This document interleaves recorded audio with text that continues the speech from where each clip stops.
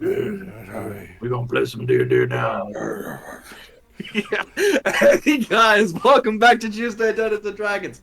Oh, here in Black Tower Stories, going through adventures in Athoria.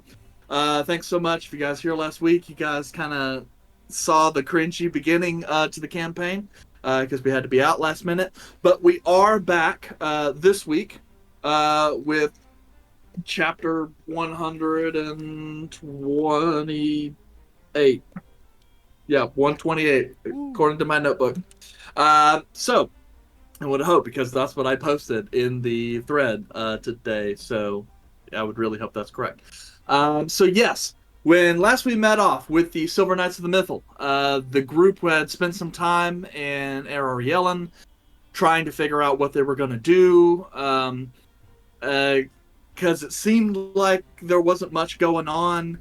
You have the weird thing with Bashalon the Shadow, a Shade of Cavail, not knowing what he's up to. Still waiting on getting your little fairy invitation back to the Feywild with Sarunos. So you guys decided to do some information gathering to see if you can pick up some hints. You received some information from the god of Corollo after visiting his temple, letting you know that Bashalon the Shadow has already put forth a plan, and that Vulred's family is in imminent danger. And he said that there is a part ahead of you where the paths, and I suppose you would say your quest, divulge a little bit and then reconnect. But you would have to travel both paths if you wish to save all of your family members. And then impressed that you guys should probably head home. You guys received an unmarked gift, presumably from Bashalon the Shadow, containing oranges, which were your Volred's mother's favorite fruit, and have the orphanage, or not orphanage, orchard. Oh boy.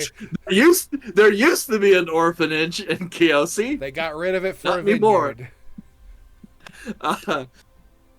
But yeah, plus a bottle of fine Eladin wine. The group is still in Sweet Nut Manor, trying to process this and figure out what you guys are going to do now with this revelation. And so we are presently on roughly 3 p.m. on the 61st day of the second siege. So you guys still have a few hours left before dusk. And the day is yours. What are we going to do with this revelation? Well, do we know what the revelation is? I mean, we just had some wine and an orange. It's a sign.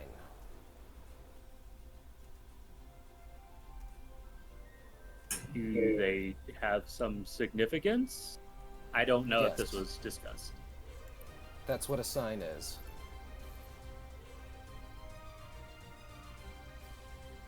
Do you care to... Are you okay, Andre? Your voice just stopped right there while your mouth kept moving. Do you care to enlighten us what the sign is? Well, the oranges, those are the same sort of oranges that are found in the orchard at the old palace of Kiosa, where my family, well, once used to live. And the vineyard, that's from Eladin. We got fine wines from that vineyard quite often.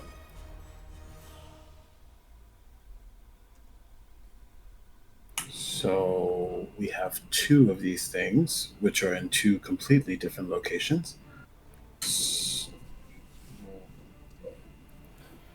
I'm confused on what we do. Well, Eladin isn't too far from Kiosa. Can we not stop off at Eladin on the way to the palace? So you want us to go to the palace? I guess I have to pick one first. Are we thinking this through? Could it be another sign?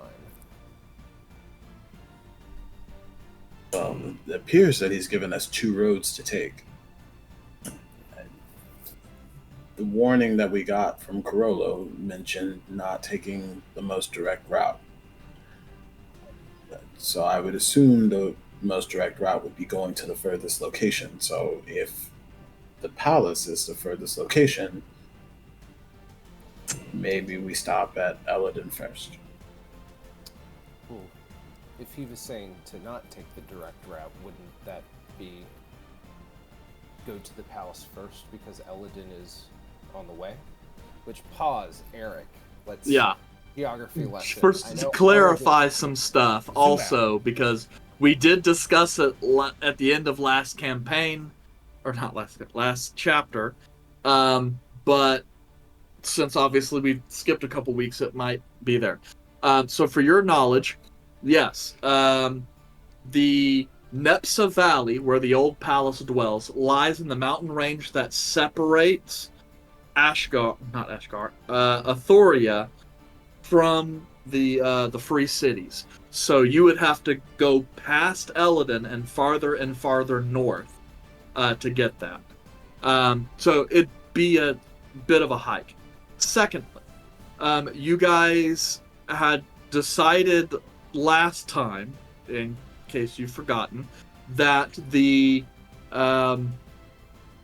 oranges were meant to represent the family members, and the wine was meant to represent a place.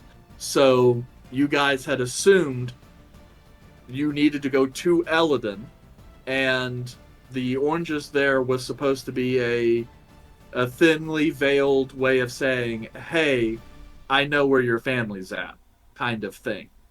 I mean, obviously, this guy's probably not the best with subtlety. Maybe he's overestimating your intelligence. But that's, you guys put your heads together, and that's what you guys had determined at the end of last session. Did you have any follow-up questions to that? Yeah, did we get any hint on if another family member has been separated? Because right now, I think the only thing that we would probably allude to is that the mother, the sister, and the brother were all going to Eladin, but the sister went a little bit later than the other two, correct? No, they went at the same time. And yes, from as you guys recall, they stay. Well, I think the difference is Salusa had stayed with you guys for a while Eldwin and Ferona stayed with Master Falerion during that little intermediate position. Then Falerion helped the three of them find a house in Eladin. So you are correct that there was a period of time where Salusa was not with the rest of Vulred's family, but when they moved to Eladin, the three of them moved together. So, and this might be outside of game because we had some other input behind it, is that we had some kind of assumption that there would be someone that was going to be separated. We haven't found what that actually is yet. No. Just that, based on what Carollo said, that there was a member of Vulred's family, one of the three, who was physically not with the other two. Okay. At that time. That's where my confusion was. I got it. Yeah. Okay. And that was part of the ideas. They're all in trouble, but if you just rush to save the two, you will end up losing the third.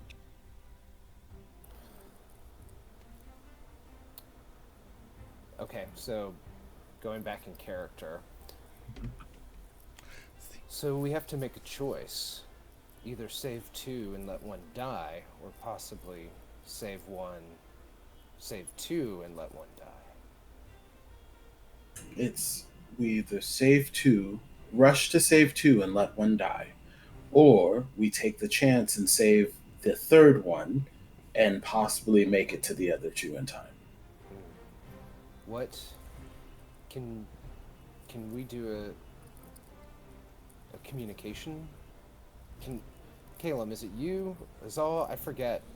I've died before and can't remember. We could do ascending, right? We got 25 characters, right? I don't have one. Huh? I like, I can send messages, and I believe Calum can send messages as well. Yes. Oh, perfect. I was confused because none of the people I asked directly answered. But thank you, Yandere. Yes, I can send a message. And what would we want to say, or how do we want to word it? Where are you, and who are you with? And who are we sending that message to? Well, we have 2 messages, right? If each of you can send a message, realistically, we'll be able to find out who the lone wolf is. Well, we Send one. probably only need to send one, and if that one person replies and says, "I'm with no one," then we know that they're the lone wolf. If they reply and say that they're with someone else, then we know that the other person is missing. So we wouldn't have to send 2 messages at the same time. We would probably only effectively need to send one. But if we send both, then we'll really be sure. Well, we can save the other one for the person that we assume is by themselves and to see if they're in danger. Or the 2 and figure out where they are. It would be smarter for us to do one at a time instead of both. Okay. So, mother, sister, brother.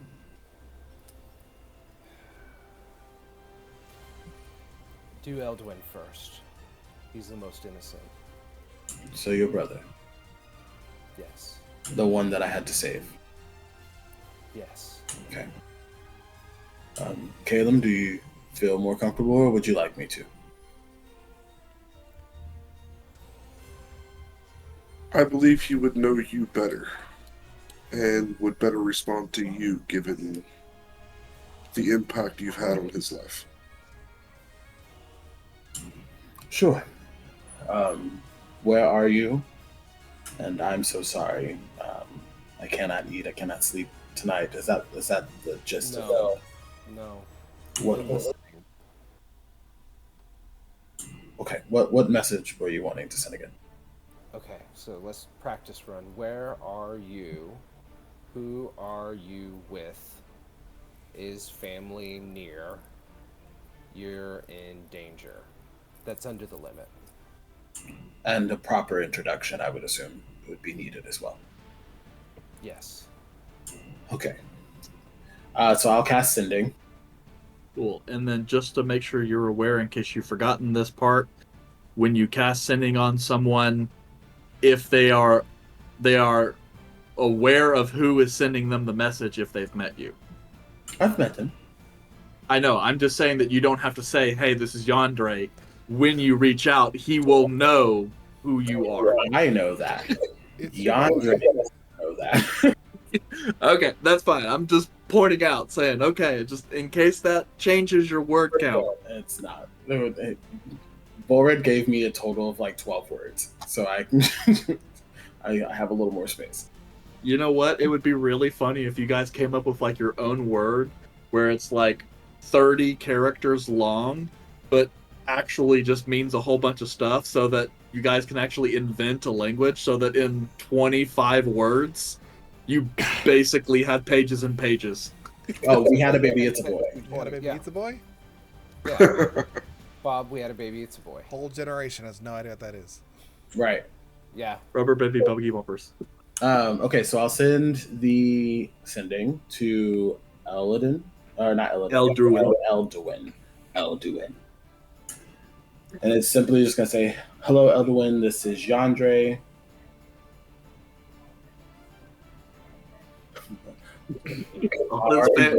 That's all your family members. Right. Well, I can't see that. Who are you with? Is your family okay?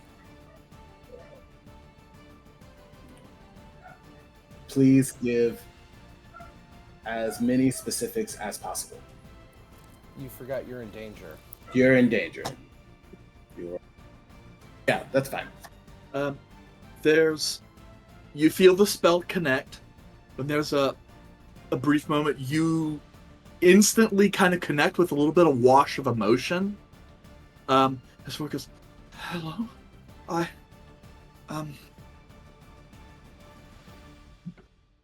yes, I'm with Mother. Someone has taken us. We're in a ruin of some kind. It's cold and windy. I don't know where Sister is. He's waiting for Brother.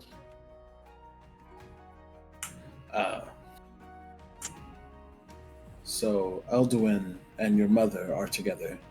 Salusa has been separated. Elduin appears to recall being in a ruin of some sort, and it's cold and windy, but Salusa is not accounted for. That's about the gist of what I got out of that. Okay. 1 second, quick pause, talk amongst yourselves. We should probably send a message to Salusa, Caleb. I can handle that. What all should we even say? Well, we know she's been separated, but we don't know if she's been captured yet. So we would need to determine if she's been captured, and if she has been captured, where she currently resides.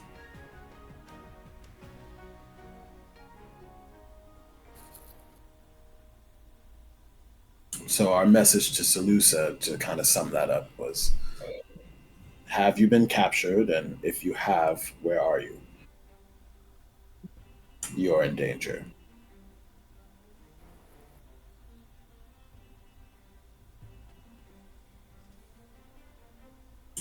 Izal, do you recall any ruins in the area? You seem to have been more well-traveled than the rest of us. Well, and Kelmac, you've... I mean, they all went to the same location, right? So they would have pulled them from that area.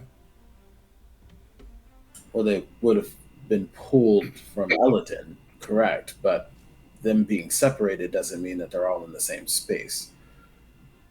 Aren't there mountains around Elladen? Do mountains have to count as ruins? The easiest way to put a ruin is like under a mountain.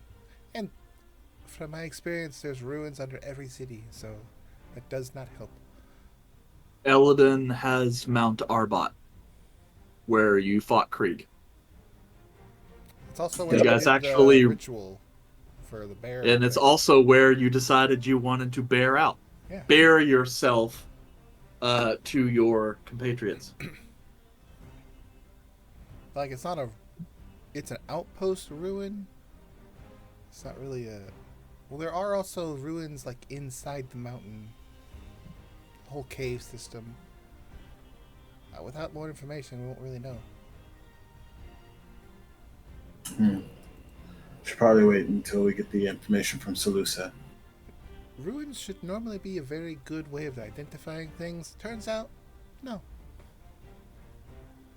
Not when they're all over the place and under everything.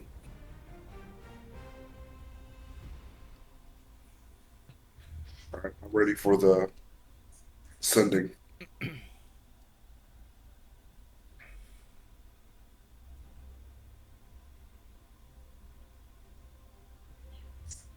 Message we're going to send to her. Your family is in danger. Brother and sister captured. Mother. Brother and mother. Yeah, brother and mother captured. Where are you, and who are you with? Need description. We're able to find you.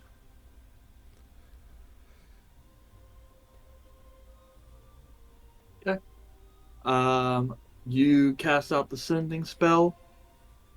You get no response.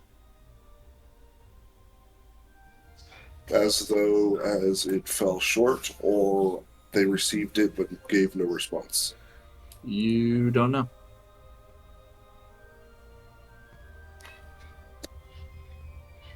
I wasn't able to reach them. I wasn't able to reach her at all. I don't know why.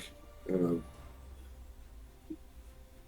I've never really had this happen before.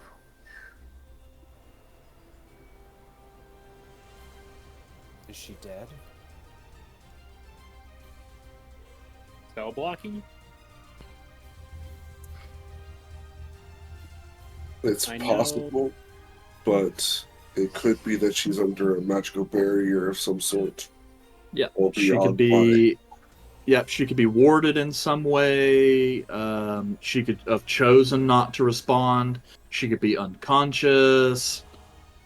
Any number of reasons.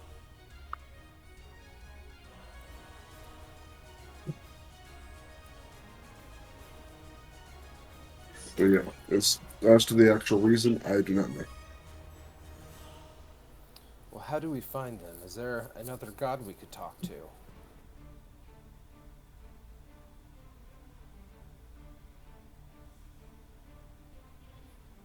I don't believe any other gods that we reach out to would have the means to help in the situation.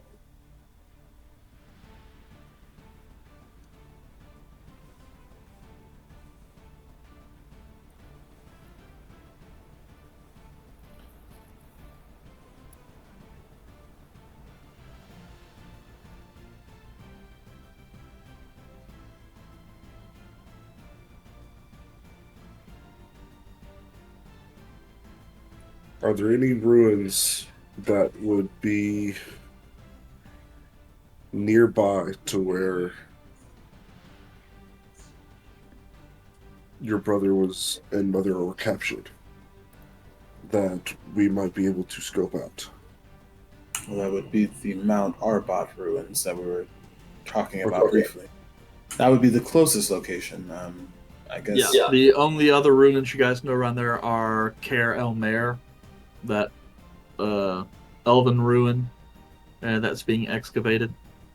But only two places you're aware of. Well, we don't have a lot to go off of, but it sounds like we need to visit a ruin. Galen, can you scry?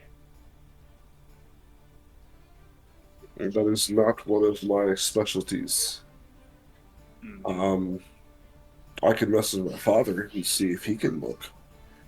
But the issue with scrying is it's very focused.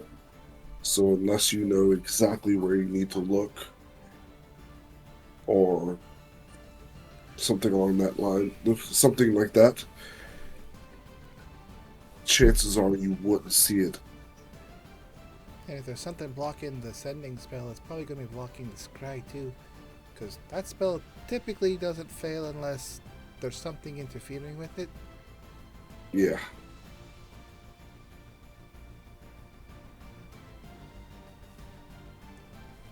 Or we could wait 4 hours to see if she wakes up, if she was asleep.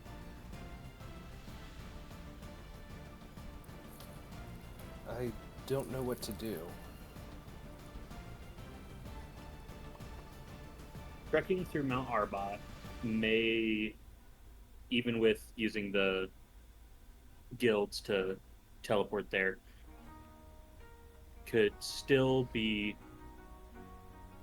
a few days of trekking through mountains and passes looking for a ruin of some kind. I'm just trying to think of a way to locate Elwyn. But if the shade is tricky, we know they're tricky, and I'm concerned that he is able to see the scrying eye. Right, Caleb, because it's invisible, right? Yes. I've been trying to rack my brain on what could be of relevance to us that maybe the shade is trying to draw us out. I'm throwing ideas.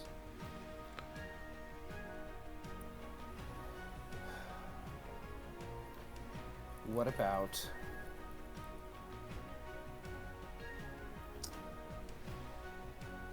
would a devil be able to locate them?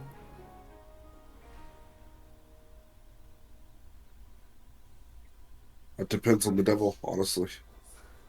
Different devils have their own different unique abilities. Are you considering trying to make a pact? The I last would devil we consider- talked to.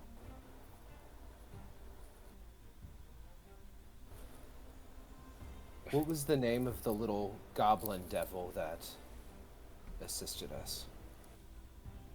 Kazirik? Well, yes. Let's just say that he and I had a conversation when we were doing our job, and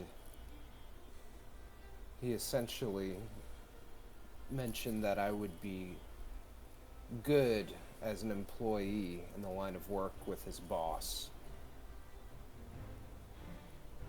If I have to take that job offer to save my family, I'd consider it. You're willing to make a pact with the devil. Sure. I'm at least willing to have this conversation. We have no other options.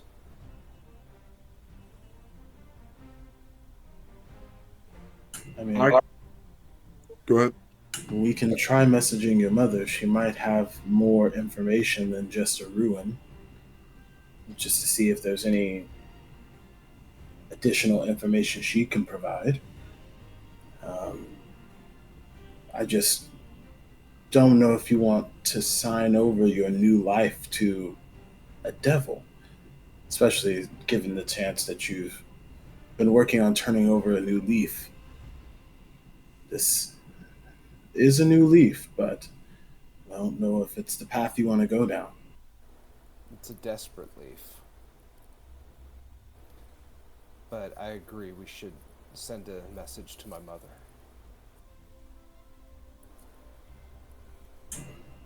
Fine. Ask her for as much detail as possible. Okay, what is your mother's name? Firona. Firona? Firona. You're muted, DM. Therona. Farona. Faerona. Okay. Faerona. It's like Corona. Farona. Yeah, basically, when he lord dunked me, all of these people, I just had to put it on a little card, so that way I could remember. I noticed none of those names have lines marked through them. Well, yeah, We know the dad's dead. This is marked right there. yeah, Lanrin. Oh well, no one's missing him. All right. It's so that I know their names and middle names. I don't even remember those. Do you need me to give them back to you? Do you remember No, they're your like- middle name? They're in my notes, okay? Okay. Lenore. please- Yeah, your middle name is Lenore. All right. So I'll send another sending message, and it'll go to Verona. It'll simply say, "We know you've been captured. We are tracking you. Please give us as much information to your location as possible. Time is important." A couple moments, you get a response. This time, more measured. Eldrin want me. A man, perhaps a caster. There was darkness. And now we're in a large room of carved stone. There's strong winds, so somewhere high? Mountain, perhaps. We hear roars in the distance. Dragons? Ends on a question. Dragons? um. So, Verona essentially said that she believes that she's somewhere high, um, possibly mountains, which is what we were thinking before. But here's dragons. Well, specifically, she said that she hears roars in the distance, um, and assumes that they may be dragons. So,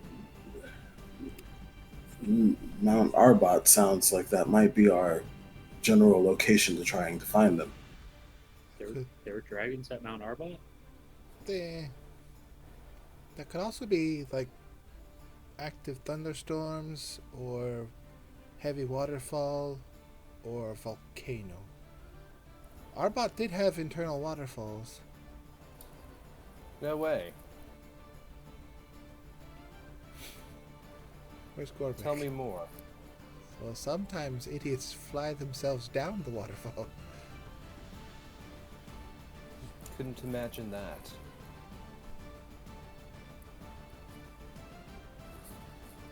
Well,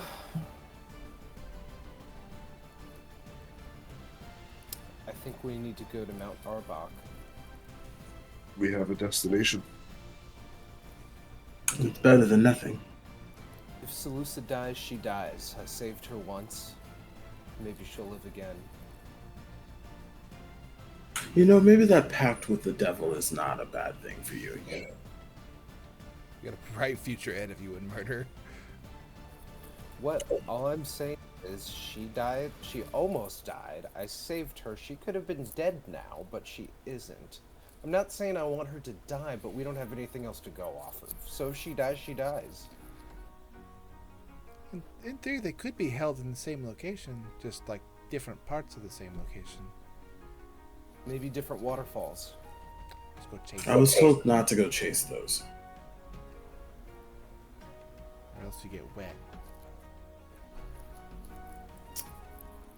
It's okay to You get a should little stick wet. to the rivers and the lakes that you're used to. He's not from here. I don't know which rivers or lakes are in this area. Well, there's a river goddess named Eladad. It's Kelmac River. He's right over here. Hey, Kelmac.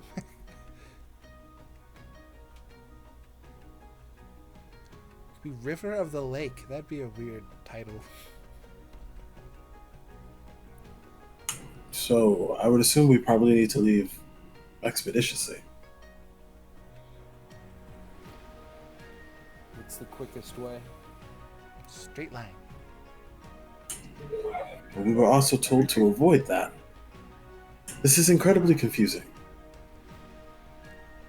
It could be that he's tricked the gods.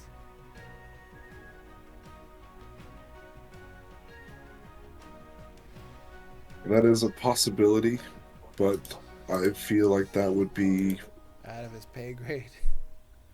not only out of his scope of work, but something that wouldn't really be thought of. Who would think that we would ask the gods questions on how to defeat him?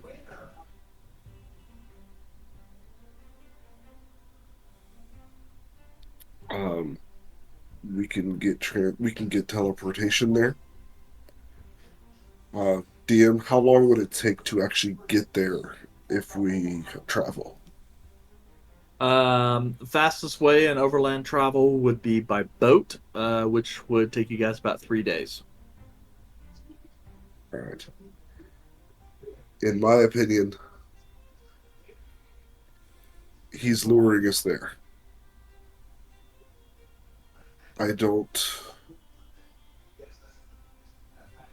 believe that he would kill them without some sort of show. Maybe we wait. I was more thinking maybe we take the slower route of actually using the boat rather than teleportation.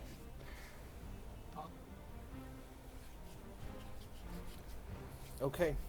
We're not being scryed on right now, are we? You mentioned that earlier. I look for any invisible items that are or things that are in the room.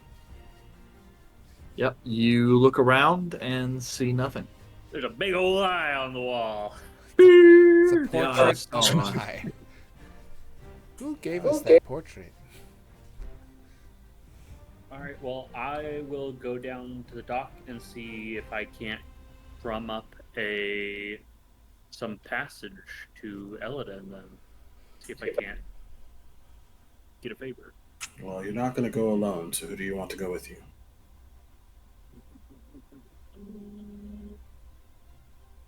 Caleb. Damn. All right, I'll head there with you. Okay. Man, the nerds never get picked first.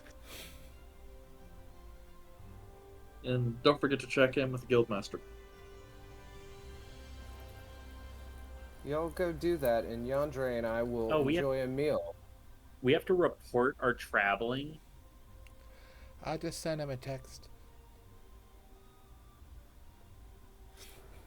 Yes, go talk to them for approximately 5 minutes. Yes, that's that's Approximately. what happens when you get on the TSA's no fly list.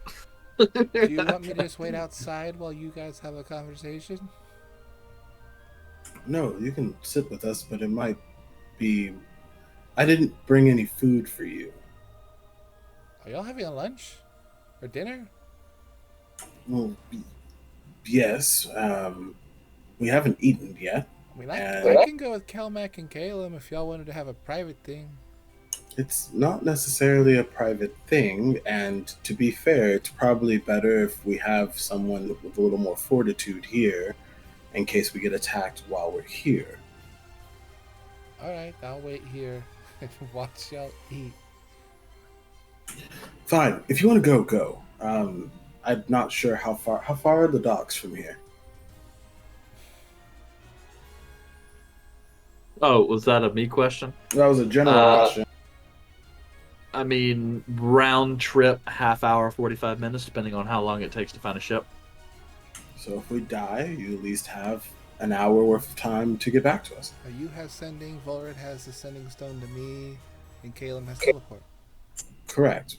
But yeah, I guess that's fair. Caleb can teleport you. We're ready to go. Let's do this. Y'all enjoy your sandwiches or whatever you made, or dip? Yes. It's an elvish cuisine, but I figured I'd share some stuff from home since he's apparently an elf now. A full one, not domesticated. Handsome, too. He's gotten a little wild. Okay, so, group, you guys depart Sweet Nut Manor and head down towards the harbor. Any particular kind of vessel that you're looking for? An airship. An airship? That'd be so cool. Let's get an airship. Kind of difficult in this city. If you want to find an airship, you can find an airship. They do exist here. Commandeer one. Maybe there's an emissary from a distant land that we know.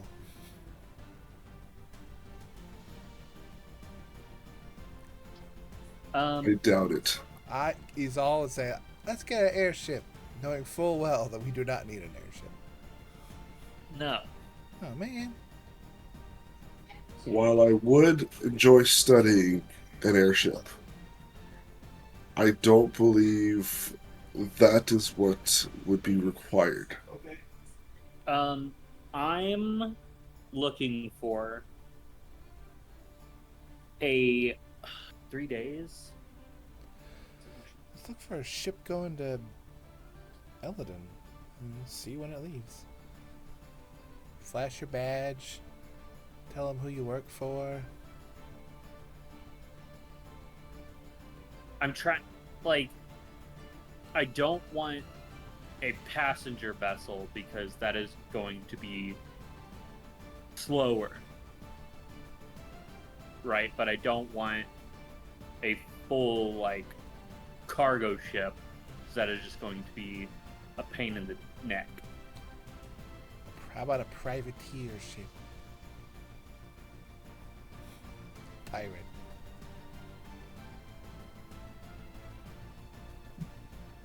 Just A galley. something in between. Schooner. A full dar. Question: is there a ship that is basically just a passenger that we can rent just to take us there? Just Um, passenger, and yeah, it's I good for mean speed. there are ships that are just passengers. You can do that. You're aware, like the guild actually has a luxury passenger ship that they use out in sometimes. Um, but yes, you can find a couple passenger vessels specifically in town. Um, Asking around, one of the highest recommended ones is a ship called the Gilded Griffin, which is a passenger liner that heads between the major ports of call. Uh, it's supposed to be like a hotel Gotcha. on the ocean. Um, there's also I um, would like something more private. If it's a like guys that just run cargo and we gotta sleep, with everybody else, all the other workers, that's fine. I don't want a lot of people. we don't want a lot of people. I don't Okay. I don't want like a luxury. This is a like this is a fantasy cruise ship. No, I want like the only people that are on that ship are like the workers and us. Yeah. Okay. Asking around that, the ship that comes to mind, though there appears to be a little bit of reticence. But they say if you want the fastest ship to get you to Eladin in a hurry, there is no ship in harbor faster than the Storm Chaser. It's that's not the Reef Breaker. It's different. The I Storm know, I know. Chaser. I just well, we talked about the Storm Chaser while we were talking about some history stuff with Arthur, so it made me smile. Yeah. It's kind of a sleek brigantine, which is like a two-mast ship called the Storm Chaser because it is one of the fastest ships that moors here. Um, and the crew there, it's was it's crewed by some thrill-seeking adventurers, bare minimum crew, and the whole ship has more or less been designed to go with as few people as possible and to get to places as fast as possible. Um, but these guys mostly just travel around. It's their private vessel that they occasionally do some adventuring jobs for, but yeah, probably your best bet. Okay. Yeah, I'll talk to probably the first mate who probably does the scheduling, or the captain if he's directly involved, uh, and just try to charter to Okay. Eladin. Yeah. The captain is a high elf named Lysandra. Um, upon kind of a very quick thing, she's kind of no nonsense. It's like going back and forth, um, looking around. You talk to her and go, I suppose if you need to go to Eladin, we can get you there really quick. Um, how quick do we need to go? And you see her kind of make the gesture of money.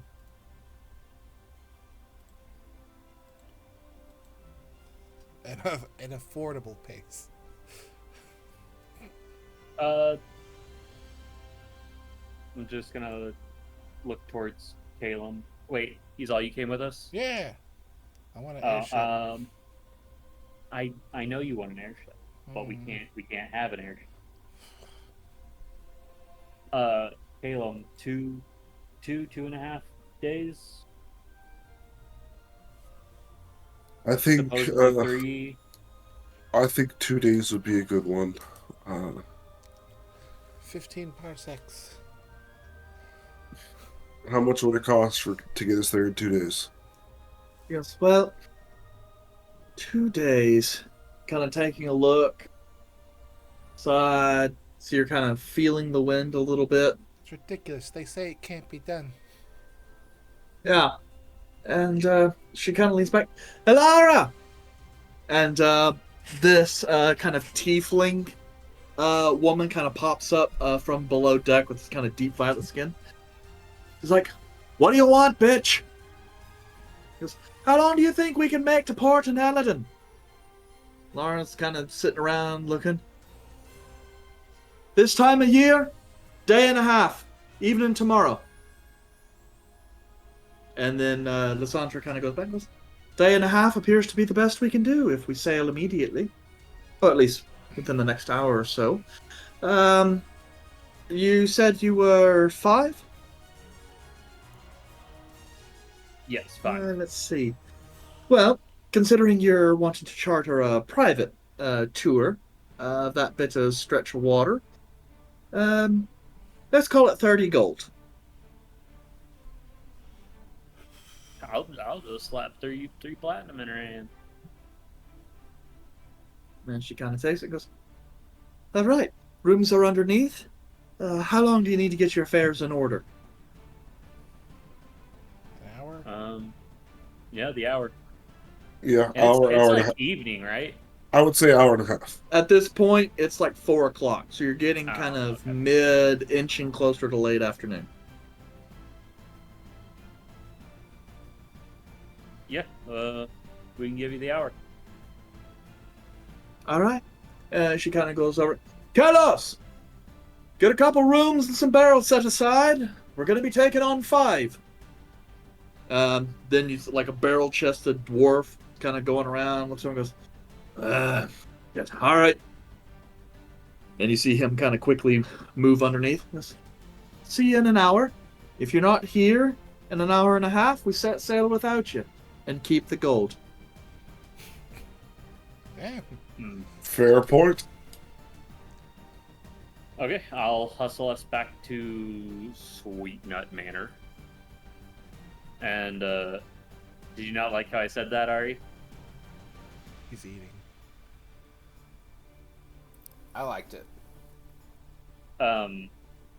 Yeah. If everyone stayed there, I'll grab all my stuff and just start packing. Okay. So, Vulred, Yondre, apparently you guys have transportation. So, you guys pack some stuff up, head down to the wharf, and get a look at the Storm Chaser. This kind of sleek brigandine 2-masted ship. And it looks like it's got a fairly lean crew.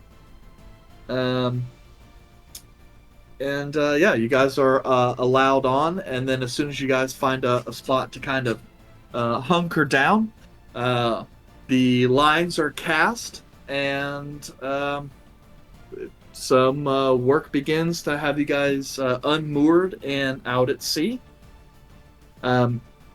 Once you guys start getting out, you see like this kind of nimble, kind of sharp-eyed kind of wood elf quickly bound up the rigging up to the crow's nest.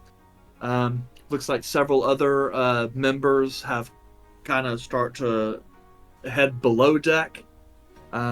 Whereas that dwarf from earlier and then this really large Vana woman see to squaring the rigging and getting everything done, as a young man like the cabin boy is running around kind of tightening ropes, moving things around, cinching stuff down on the deck.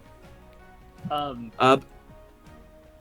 Of note, as we're leaving, I'd like to just try to see if anyone on the dock areas are watching us. Like, not in like a, oh, I guess someone finally charted them, but like Giving you the stink a eye. spy.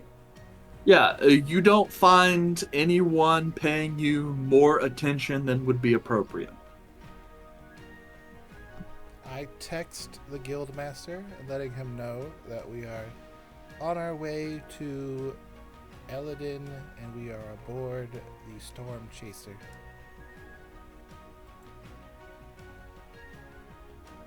Okay. And then I text my girlfriend.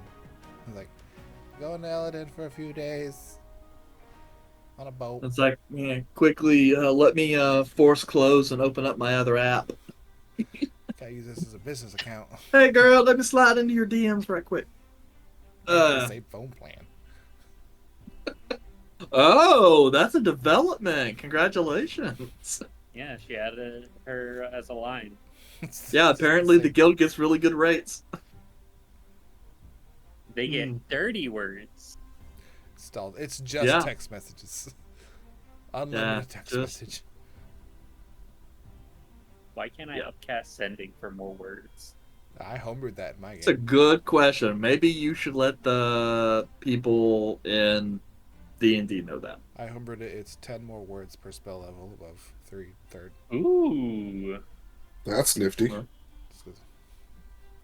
Say more. Cast, Spend more. cast it at 9th level, just like, Small please stop talking. Yep, should have got a Song of Sam. A pair. Okay. All right. So you guys have a day and a half, really, and Storm Chaser seems to live up to its means. As you guys kind of get out and the sails become unfurled, it seems as though you guys find a groove. The sails go full, and you start cutting through the water at a really good clip. Probably one of the faster boats you've ever been on, Caleb. But this place definitely seems as though it could outrun a storm if it had to. But yeah, as you guys continue on, you guys have about a day and a half or so, if there's anything in particular you guys want to do on the boat. Do we get attacked by pirates? You do not. Damn. You What are about on random one of the dragons? most protected trade paths, shipping routes in the whole of Athoria. So you're saying all the pirates are cowards. I'm saying the pirates tend to congregate more south of the rift. Not they're gonna make a name for themselves. Well, maybe, but we're too late in the campaign to go down that plot thread. You never know. This turns into an ocean campaign. Well, never know I what had retirement has expected to that was store. probably going to happen originally, but nope, you guys just don't like boats, I Let's guess. do it now that we're level 14. I like boats. I like riding on trails. Everybody else is just like, no, we want to teleport. We don't want to spend time. Because people are dying, Calmac. Quit Everything complaining. is in speed. We have to do everything quickly. People are dying, Kim. People are dying. Children are crying. All right. So I assume that's a no. No. Love this moment, but that's not where we are. Yep. Yeah, the halfling gentleman named Salty Sam, who is the ship's cook, actually prepares a surprisingly good assortment of food. Most of it's fish. But yeah, it's kind of the deal. It's kind of like home cooking, where it doesn't necessarily look all that appetizing, but is surprisingly good. So, yep. Now, then we will say it goes on through the night into the next day. And so near dusk on the 62nd day of the second seed, you guys arrive moored in the port of Eladon. And place familiar to you, though it's been a while since you've actually been in the actual city. Here you lie in Salt Spray Key, and the I guess evening is yours. Where do you guys want to go first?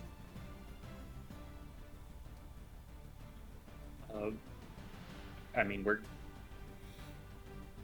thinking Mount Arbot. Considering we just got off the boat, I'm fine just going straight through rather than waiting. But this is dusk the next day. Mm-hmm. Yeah, because it was already mid-afternoon when you guys left. So we're okay with traveling through the night. That's fair. We could camp right outside of town. I mean, we can make way. We can go as far as we feel and then make camp. I don't necessarily recall this area being incredibly difficult or treacherous after some group took out the goblins that used to live up here. Yeah, that was easy. Wait, that was you guys? Oh, yeah. Yeah, it's pretty easy. But weren't you traveling with a goblin? Yeah. They were different colors. He convinced him to go to war. Yeah, he was. Yeah, that was interesting. He never really got over that. It was his idea, though. Yeah, but I don't know. Yandra, you remember Gorback, right? Yes, I had a brief encounter with him, and I made sure he didn't leave us in case we were going to do some type of quest that he wanted us to do.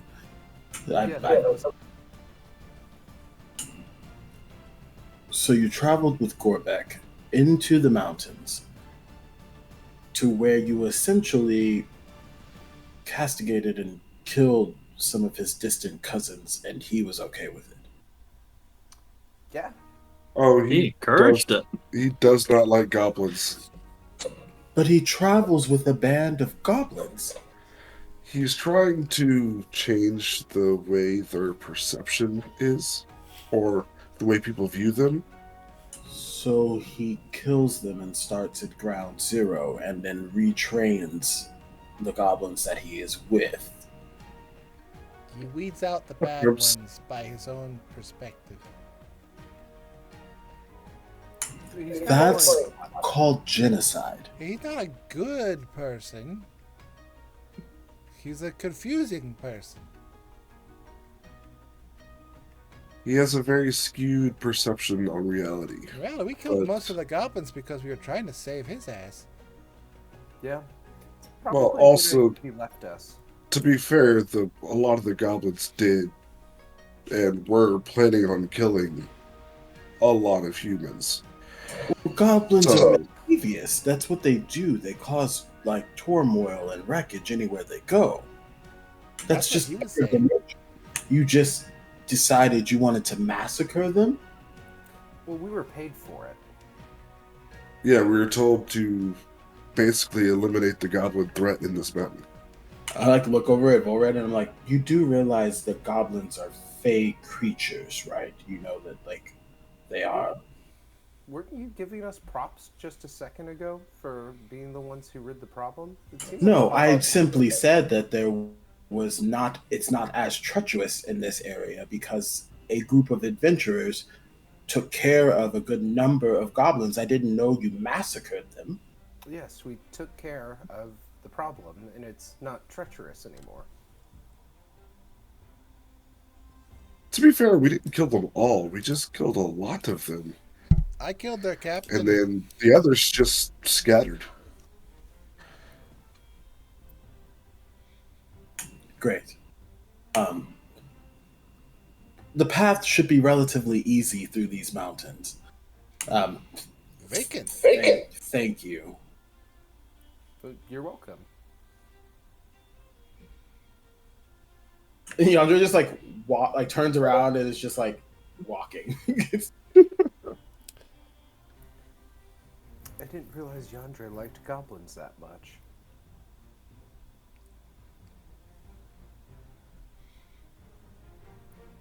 I don't know how we would have solved the goblin problem without fighting them. Okay. Oh well. So, you guys are departing Salt Spray Key, and then just departing out north through the Gold Gate. Yes. Okay. Yeah. So, heading north in Salt Spray Key, you guys pass over the Heldrun River, going through the Gold Quarter and then out through the Gold Gate. Section you guys have actually seen before, as there's the travel path that heads out to the ferry crossing and onward into Heldrun Village, where you guys bought your mounts and Murder Cow. And then also there's the wide canal that goes from here up to the ferry crossing for all of the farmers and vineyards that live out in this area to run their cargo into the city. That went different than what I expected. What? I just heard about a wide canal that a bunch of farmers run through. It's only 8 o'clock. So, yeah. So after that, you guys are just going to cross the canal and then head up into the mountain. Sounds good to me. Any place in particular you're trying to go? Because every time you come here, you guys take a different path. That's because we never There's remember.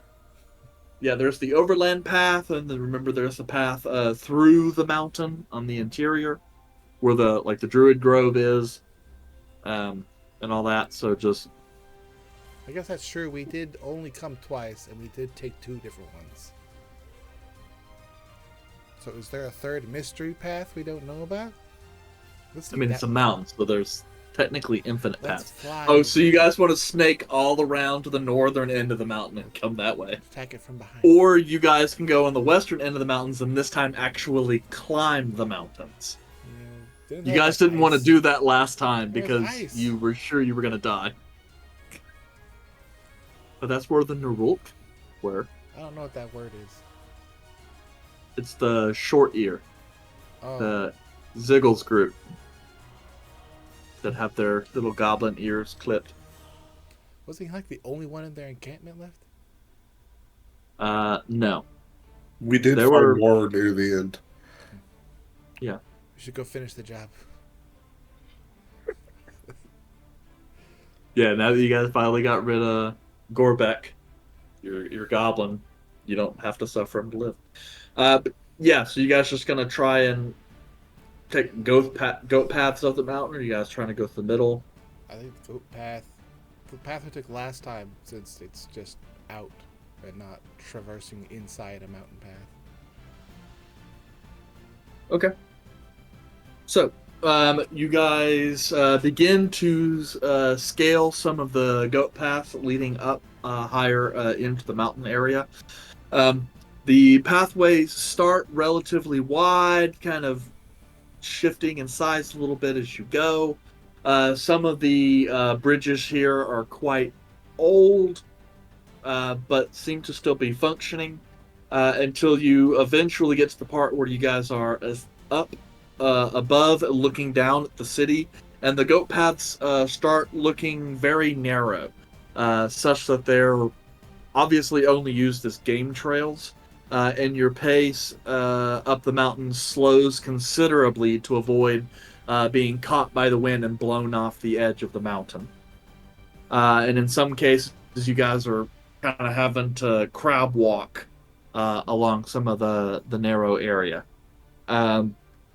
So at this point in time, let me go ahead and see what is y'all's marching order. I'll go first. We'll go last. Second. I'll go in the middle. That way, if somebody does get knocked off, I have access to everybody. You can hit them with feathers. Yes. A pillow. Okay. That would be nice. Featherfall. Hit him with a pillow, and it's like, oh, thanks. Boom. You hit him in the face and go, whoa, ah! And it's like, oh, didn't think of But that. you're safe. Yeah, but you're safe. Try to land on it. Yep. All right. So then, Yandere, if you wouldn't mind rolling me a nature survival check, your choice, and then Izal or Kelmac, one of you can either roll whatever Sean doesn't roll, or perception, your choice. I roll survival. Okay. So that means, Izal, you want to roll? You may roll either perception or nature if you want to roll. I think both of our Eric. perceptions are the same. Not Eric. Aaron, you haven't been here in a while. You roll perception. No, don't.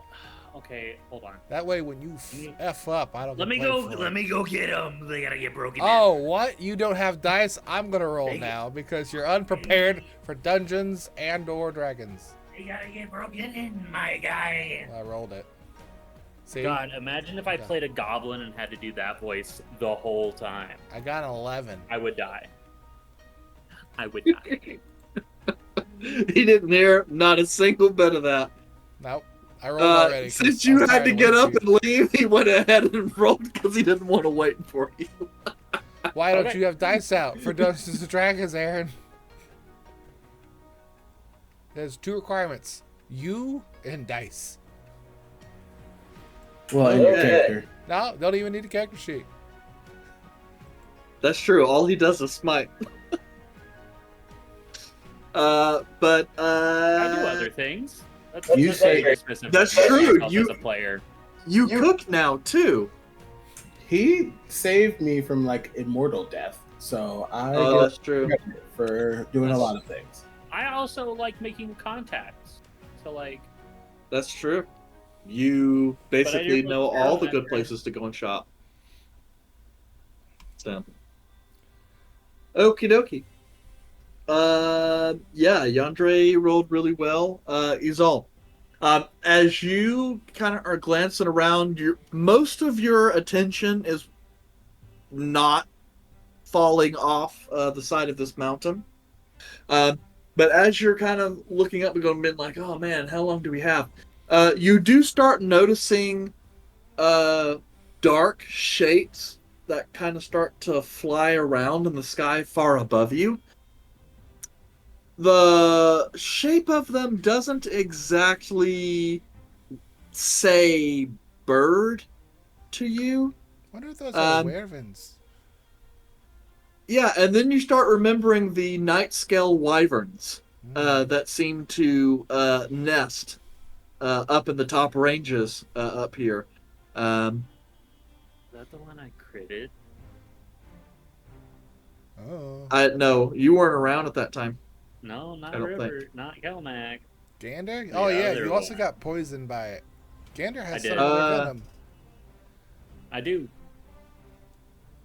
So, yeah, and then there's a part where you start thinking, right here would be a really bad place to get attacked by wyverns. I say that out loud. Just on. It's a real bad place to get attacked by wyverns. Just stare up at the sky. And let's see here, Yandere, if you would not mind, actually no, that's good. I'm gonna roll this, but you're gonna I don't know. we're gonna how I feel take about this. the better of these two. What does that mean?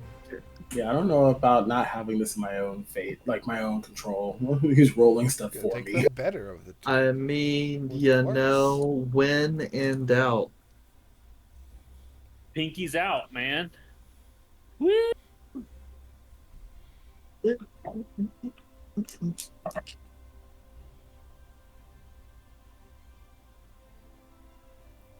Yeah. Okay. Well, that was the better of the two, but still sucks. Okay. So, um, Isol, right about the time you start mentioning wyverns, you see one of them, their wings start to tuck in a little bit, and it goes from like a wide profile to a narrow profile. And then that narrow profile starts getting a little bit bigger as you can see one of those wyverns appears to be dive bombing your group. Mm. As this happens, Yandre, you see two options available to you as you guys are looking around. There is a spot where if you go ahead, you guys can round back and continue up the goat path. But it does also look like there might be some kind of a fissure or cave entrance just a little bit further ahead if you guys decide that you want to go that route. Which one is the closer of the two? The goat path going up is closer. You would need to go past that a little bit. And there's also no guarantee that the cave would be big enough to fit all of you. Yeah, I mean, I just don't like, and I also don't want to fight a dragon in a cave.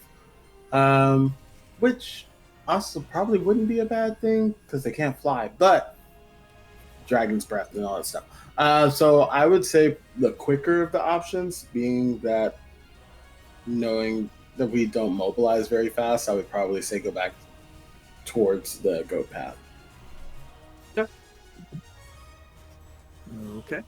And so you guys are heading that. Are you guys continuing on with your kind of slower pace, or are you guys going to try and pick up the pace to try and avoid this wyvern? How far away is this wyvern from us? This wyvern is dive bombing you guys. You guys have maybe a couple turns. As it stands, it's going to be pretty dangerous, but the goat path is also not large enough for it to land to attack you, so it would have to swoop and try and knock you off, or try and grab you and go. I didn't think about all of that. If we try to take the cave, at least we'll be on settled footing. And also would probably be able to span out so we're not getting knocked off a mountain. I didn't think about like the small goat path. The cave, from where we are, do we think that the cave is like 1 or 2 turns to get there if we move quickly? Yeah, if you guys move quickly, you should be able to all get in there.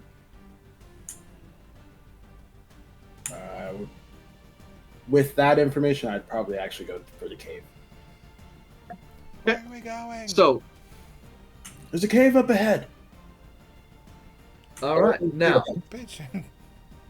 if you guys don't mind, as you guys are rushing to make it to the cave, if you guys wouldn't mind rolling me acrobatics checks. All right.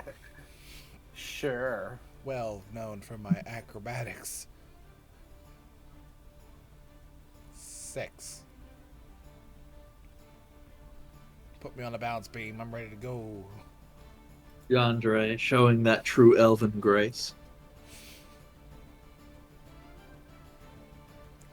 What you got, Comet? 16? Hold on. Did Vulred get a 1 and then it just turned it to a 25? Well, he can't roll below a I 9. know, that's bullshit. But what?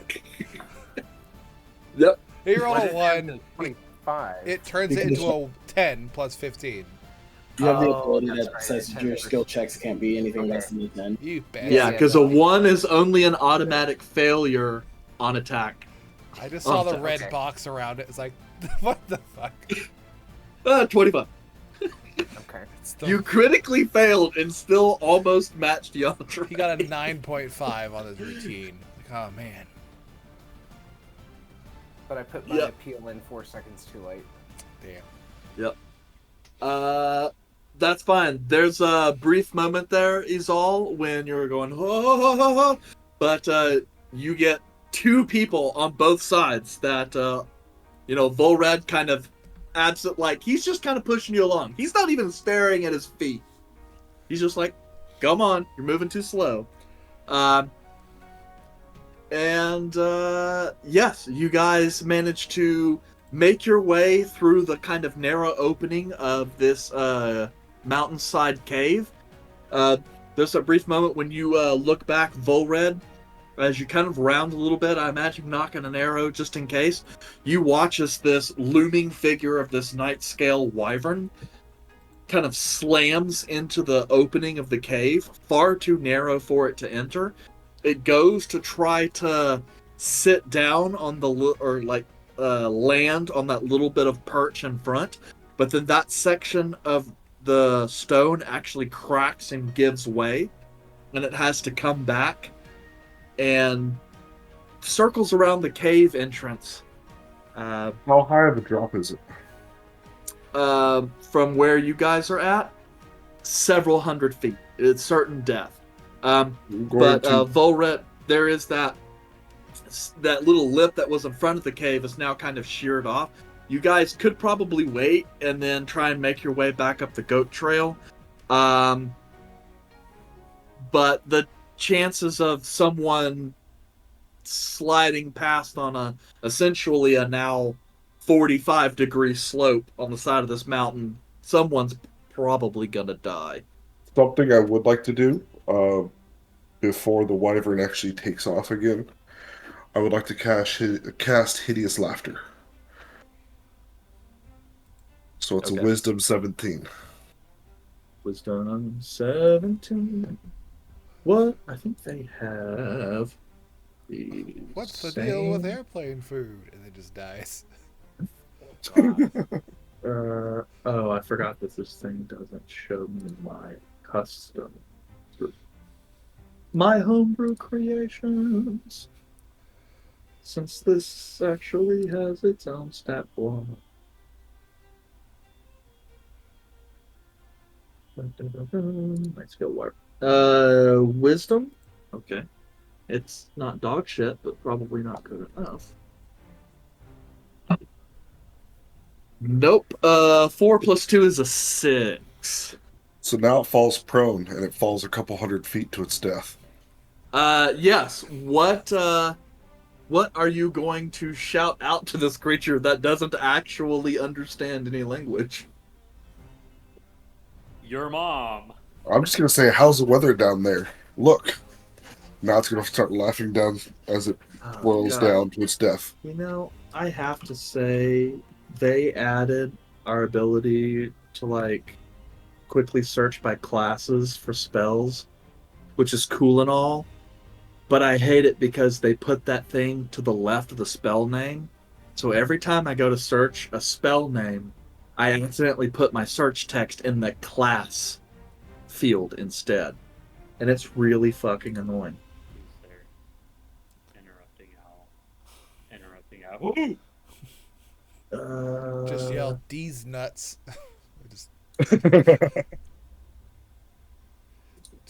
Just yell the punchline of your joke with no context. This is so... It's like, it doesn't make any sense because this creature doesn't understand language, so it shouldn't get it. But its intelligence is 5, which makes it just high enough to actually be affected by the spell, even though it has no idea what you yelled. It's one of those deals where you shout it out at it, and it just decides it needs to turn and look, and then for whatever reason, you hear it just kind of go, and then you see it fall. It's the magic of meme culture. You don't have to be able to understand the language. And if this was an anime, a couple minutes later, you just say, level up. You have unlocked Dragon Slayer. Hey, you just said level up. No, I did not say it. I said if this was an anime. If this was an anime. Damn. Yeah, This is an anime. It's not an anime. Bevo is out of here. The anime is gone. Have you seen Vulred's ass? Okay. This is anime. Send in the tsundere. I mean, we do have pointy ears and furries. Okay, all right. This is just dungeon But meshing. not an anime. Now we just need to run a campaign that's literally nothing but delicious and dungeon. You should play that character sometime. 6? That's 6. Well, that's 6 players, but one dies. I am the dwarf. Spoilers. It's like the first They get 3 NPC'd. episodes. They don't die. They get NPC'd. They do get That's NPC'd true. by That's the true. DM. Okay. They had So, out of campaign stuff they had to do, so they couldn't show up for sessions anymore. Yes, you guys are now in this kind of narrow fissure in the rock that leads farther into the mountain. With one less wyvern patrolling outside. To recoup, your options are to follow the path farther into the mountain, or to try and shimmy your way back over to the goat path, with the understanding that footing immediately outside the cave is partially collapsed and certainly unstable now. So there is a risky thing to do. But what are you guys going to do now? Guess we can only go farther up the path then, since it's too dangerous to go the other way. We could also cast Fly, but that only lasts for an hour. And you still have to deal with wyverns. Yeah, but then they can't knock us out. Yeah. Well, that depends on whether or not they hit me or not. Oh, you can cast fly on me, and I'll go take care of them. I think that would be an excellent way of eliminating all the bugs. But I think that would also be very dangerous. What? I think their best weapon is poison. Ooh, send Kelmac and me. He's immune to poison. I mean, you're right. You're not wrong. But There's no I'm a little contradiction. offended. What? I would just love for some little goblin to shiv Caleb in the back while you guys are up there fighting and him lose concentration. Damn it. And then it's Featherfall. It's they're way up above you. You can't see them. They're out of range. You're in a cave. You're in a cave. Come join our cave. How It's long does- not a cave. Hey, Kayla, what's the time limit on that Featherfall spell of yours? Let me check, and I opened up my book.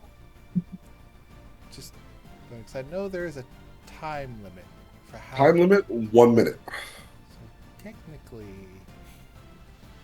you cast it on us beforehand, it would make it so we can't fall fast that for a minute. Yeah. Anyway, are we gonna just go further up the path, and if they attack us, then what? Well, either way we go, we're kind of vulnerable to falling off the side of the mountain, except for the way back is a lot more vulnerable. So I would imagine that we should probably go forward. Unless Yandru will look back and see if there's a pathway through the cave. Yeah, the cave continues on. Oh, I thought there was something else outside and then to the left. It was another path. Oh no, yeah, there's the goat path. I was just saying you guys could leave and try and go back up the goat path if you wanted to go over the mountain. But there's that difficult terrain and slipping would be a problem. Or you can take your chances on the interior of the mountain. I always imagined that there were more things to fight on the inside of a mountain than there are the outside because of the dragons and wyverns. So if you're wanting to fight something, there's probably a good chance if we continue down this path we'll run into something you will want to kill. Hook horrors. What are hook horrors? Oh, I killed one last time we were here. You pay them money. No, that's and a they hooker. They're not the same? No, they are vastly different. One Oh. of these pointy things that they grab a hold of you and cause pain in close distance. The other one's a hooker. Actually, they're very similar. I mean, if you've seen the nails on some of them. In any case, One costs more money. yeah. One gives money, one costs money. None of these descriptions have virtually told me anything about what this Hakor is. A turtle with a beak, tall, probably the size of a bear, with hooks for hands. Well, like scythes. I think scythes is a better. They're bladed hooks for hands. Oh, an Echelon. A what? An Echelon. The hell is that? In any case,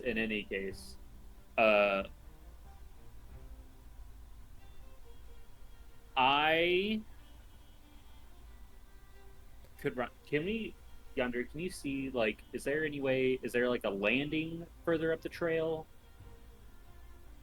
But we're not going up the trail. I thought we were going into the cave. Are we going further in the cave? Yeah. Is that what was decided? Yes, because I don't want us to fall off the side of the mountain.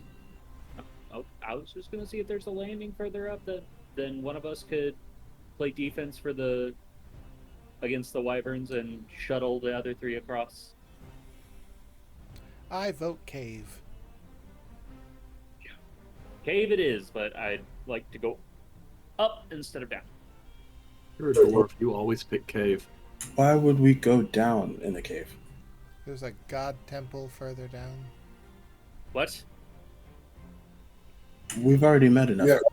And she's very beautiful. It's very nice. It really is astounding how many deities we've met. That's why Caleb got some magic powers. Is it? I'm thought it was done. normal to meet deities. I'm going into the cave. We meet deities all the time. They can keep talking. Well, you could come back, but you're in the middle, so technically Yandere and Izal have to make the first move. I will pick both of them up. Not a good idea. I mean, you can't really do that for a dwarf. They're kind of immovable. Well, I guess in this edition you could, but in 3.5, moving a dwarf was very hard. They are the Inspirational original ability. immovable rod. Who do you Yeah. think invented it? They get like a -4 penalty when people try to overrun them. Good dwarven plate. Then you're literally unmovable. All right, into the cave. Whee! Okay, so, Yandere, as you guys travel, you would guess at this point farther into the mountain, maybe about 10-15 minutes or so, you start to notice the path widen just a little bit, and you start feeling a shift of something hard beneath your feet. It's kind of hard to tell without any lighting, but you can just, with your dark vision, barely make out what looks to be, every once in a while, there's these darker sections of the rock that seem to almost move in parallel runs. You're assuming there's perhaps some buried minecart rails beneath your feet. So perhaps this was a very old section of mine tunnel. And as you continue on, you open up into this roughly circular chamber where the minecart tracks seem to continue off in one direction, and another set move on to a section of tunnel that seems mostly collapsed. There's also a bit of a cold sensation in the hair sticking up on the back of your neck, as you can feel spiritual entities here. Izal, using a Ranthir's special ability, you can spot through some sections of the partially collapsed tunnel a spectral form of a face just kind of appears, takes a look at you guys, seems to regard you, I wave. and then moves off. I don't remember there being so many ghosts here last time. I thought I was feeling something. What are y'all referring to? The ghost. Saw a spook. He saw it. She saw it. I did. Wait, Gotcha. are there ghosts here? Apparently. They're friendly, I'm sure. Fuck that.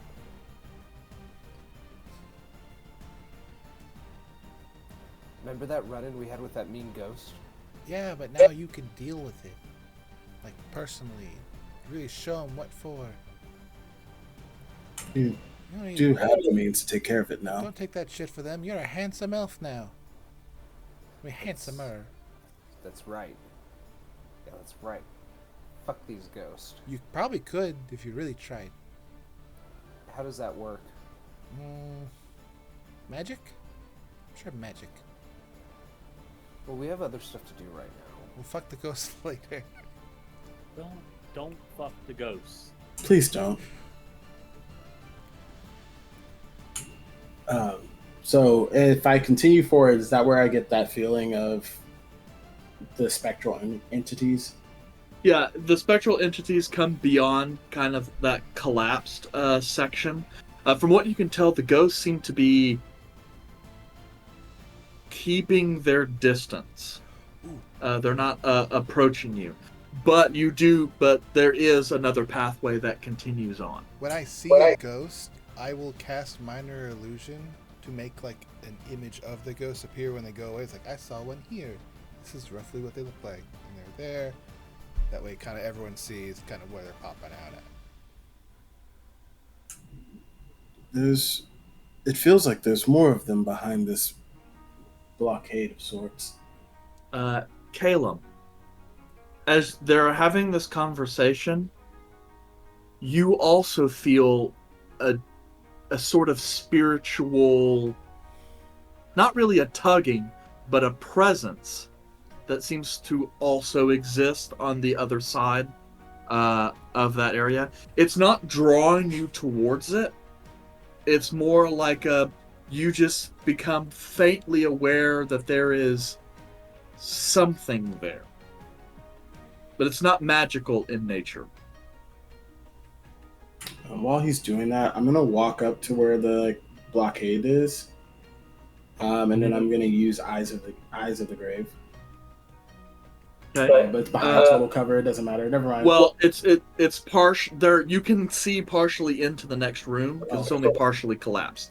So yeah, and I should have been clear with that. When Izal saw the ghost, it was looking through an opening. But yeah, so kind of taking a look inside. You can see that there are about 6 different spirits that lie in this next room. And from what you can tell, kind of glancing around, they do not feel hostile. The feeling you get is almost wariness and fear of you and your group. Smart ghost. And this is not where I sense the presence, correct? Yeah, you sense the presence from the same room. Or, it's not really a presence, it is kind of a presence. It's more of an energy or an ambience. Alright, but... Meanwhile, Calmac is just... Better yet, in thinking about it, it's kind of the same kind of general, somewhat kind of tingly feeling you get when you're in a place like a temple or a shrine to a god. Gotcha. Yeah, Max over there going, yeah, we should just put God sense now on Caleb's sheet. So I might as well hang a sign on Calum saying only gods. Yeah, hey, but I mean, technically speaking, Calum is almost kind of like an oracle, right? A being that has the ability to directly conversate with the gods. Just say talk. Just Yeah, when he wants money Or sex. or sex. Only gods is the correct thing then. I mean, I don't know. I don't know It's all if about- Caleb is a virgin or not. We haven't actually discussed that. They Nah, give he's too favors. horny on main. He entertains at a bar. No way that He man's is single. dick. Or a It's- virgin. Then it I- makes me wonder No. if Caleb did actually have like a romantic interest at some point. That seems like a piece of backstory we should have heard He by seems now. like someone who's been in several failed small bands. And Caleb swings both ways. Oh, that's right. You did Lord. tell me that. Yep. It's one of the reasons why Caleb actually endures Valerion so well. Because there's a I remember us discussing that. Well, not any one in particular, but your preferences. Yes.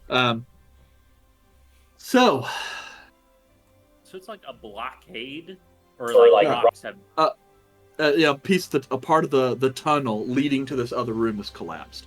Collapsed enough to where a person, or it's just large enough that a medium or smaller creature could probably climb through.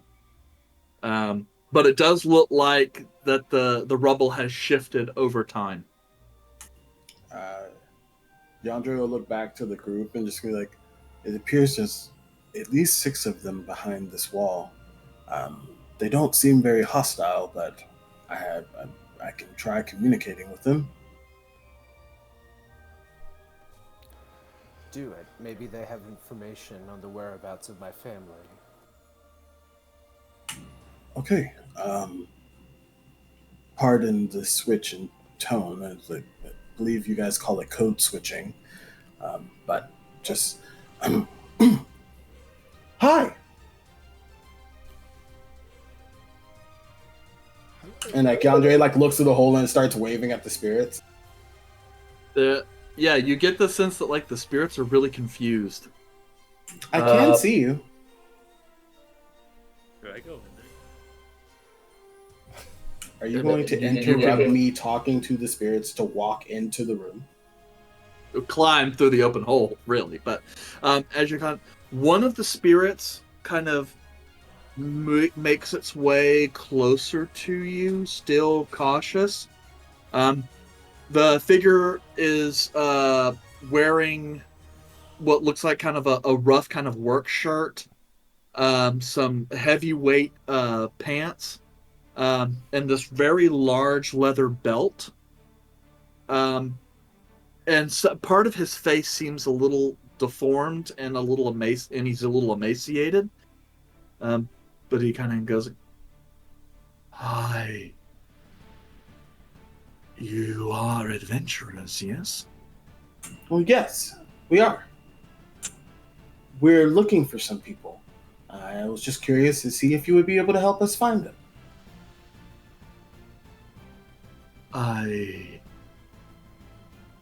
Sorry. It's my understanding that adventurers kill individuals like us. Well, force us to move on. Well, only if you want to. That's something I can do if you want to move on, but if you don't want to move on, you don't have to. I am not certain the Earthmaker will allow that to happen. We transgressed, and he has kept us here. But if possible, we could perhaps help. Well, that would be great if you could. We're looking for some friends of ours, and I'm sure you probably know this place better than we do. We have been here for some centuries, yes. Great. But before we move on, you said the Earthmaker? Who is that? That would be Dharma, the god of the earth, and that which lies below. His shrine is here. We had hoped to, well, We had hoped to take some things that were given in offering. And when the tunnel collapsed, we slowly died. We assumed we had angered the god, and we had been forbidden from leaving these mines. I'll look back. Caleb, Dama, the god of Earth, and what's below. Are you familiar with that god or that deity? Ian, that was the god that we saw down in the mountain, correct? No. The god you saw down in the mountain, that was Eladeth, for whom the city Right. of Eladon is named. And it's one of the children of Nessus, and she is a god of the rivers here in the mountains. Dama is one of the primordial gods of the Akari pantheon. He represents the earth and the underground. Worshipped by some dwarves that live in the area, but also miners, anyone that makes a process of dealing with earth-related objects, ores, gemstones, things of that nature. Yes, not a super popular deity, but yes, definitely prayed to for individuals who spend most of their time below ground. Yeah, I recognize him. They said they were trapped here by him. Well, there's an altar to him on the other side of this rubble, and it looks like they were unfortunate enough to try to take stuff that were given as an offering and were eventually trapped in here and died slowly, which is why I feel like they may be a little more hesitant, or other people like us have been sent to exorcise them. So they're a little hesitant to speak with us, but this one seems to be fairly cordial, and I was just curious to see if you knew anything about possibly finding a way to free them from this mines. I could definitely try and communicate with him to see what we could do to release their souls. Maybe we should do that after. But my friend here is, and I'm looking back at the ghost, my friend here is very familiar with gods, speaks to them on quite the number of occasions. So there might be a way that we're able to bargain for your freedom. But with that being said, we're still on the lookout for a couple of our friends. And I was just curious if you have any information on any other people that might have been here in the last, let's say, week or so. The ghost kind of glides back towards some of the others. They seem to have a little quorum. Then the ghost returns. The only ones who travel this path recently are the goblins. Though they do not come here often. Depending on where you're trying to go, we knew the caves very well. Perhaps we could get you there quicker if we're permitted to leave. We, of course, are willing to help. After all, we have much to atone for, and if this can help us get back in the Earth Warden's good graces, we will do what we can. Great. Give us a moment. I'll need to figure out what exactly is the best path to take from here on out. And then Yandre will turn back to Caleb.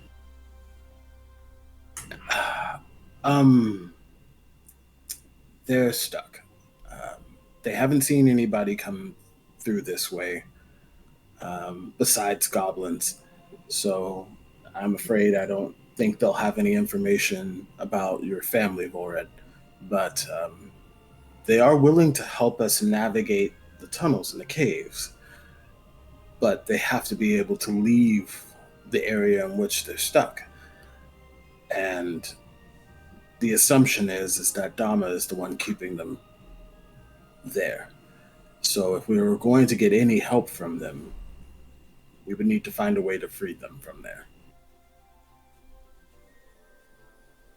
But they are looking to atone. So maybe this may be their way of tasking themselves with making amends with Dama. All right. Caleb will start looking through his book.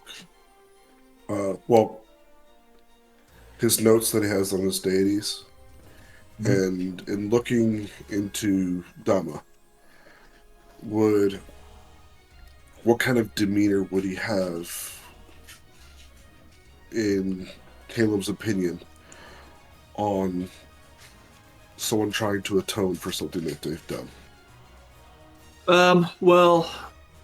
You would know that Dama's main tenets are you should respect the earth. The earth is a bountiful amount of natural resources, and one should keep those respectfully.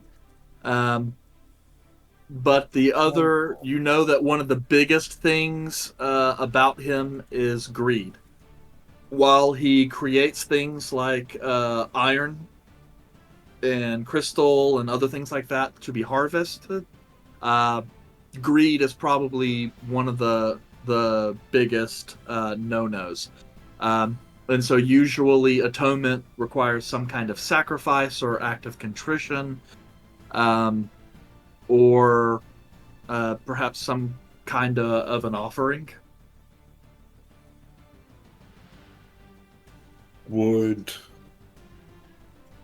Because I know they're ghosts and they don't have anything left to give, or am I not seeing the perspective of what they might be able to give?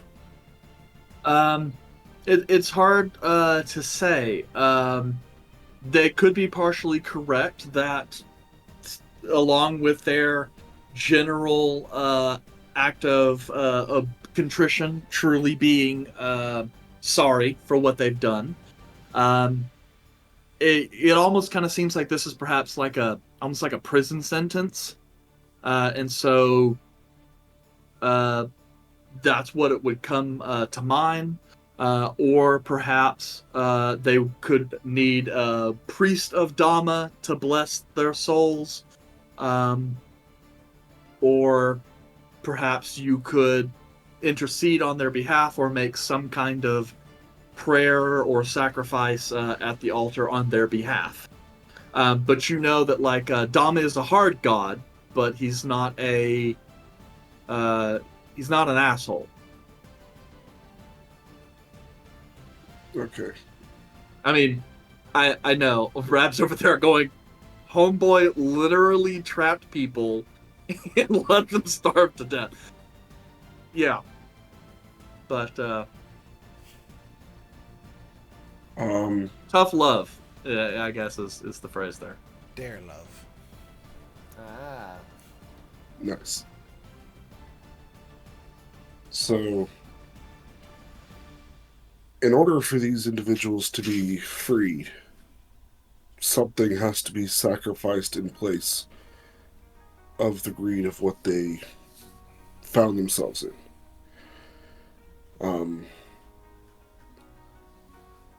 If there's a priest of Damos, they can get blessed that way.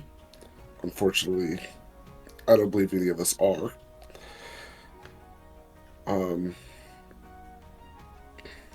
Another option is we go down to the altar and we sacrifice something in their stead. Well, we'll be lucky that the altar is just on the other side of this wreckage.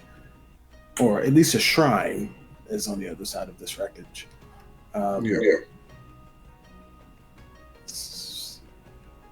I don't know what they took, so I guess I could ask them, so we can understand what exact value Dama would be looking for.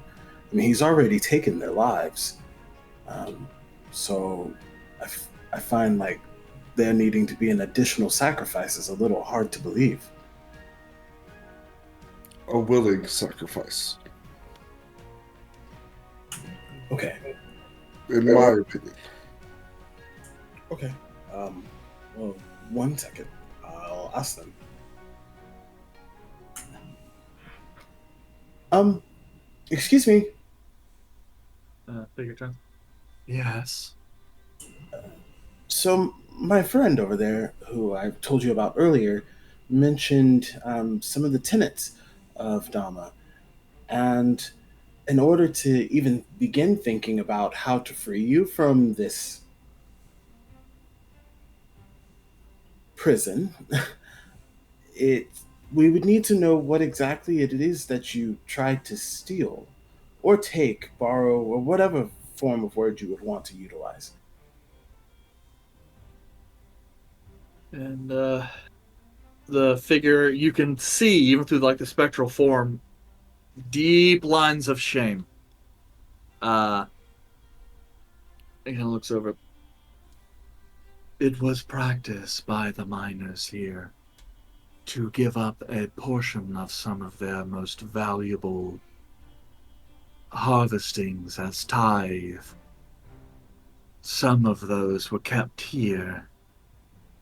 We thought to make quick coin when the mine closed, to return here and take some of the more valuable pieces so that we could sell them. Unfortunately, once we entered the chamber, we did not leave again.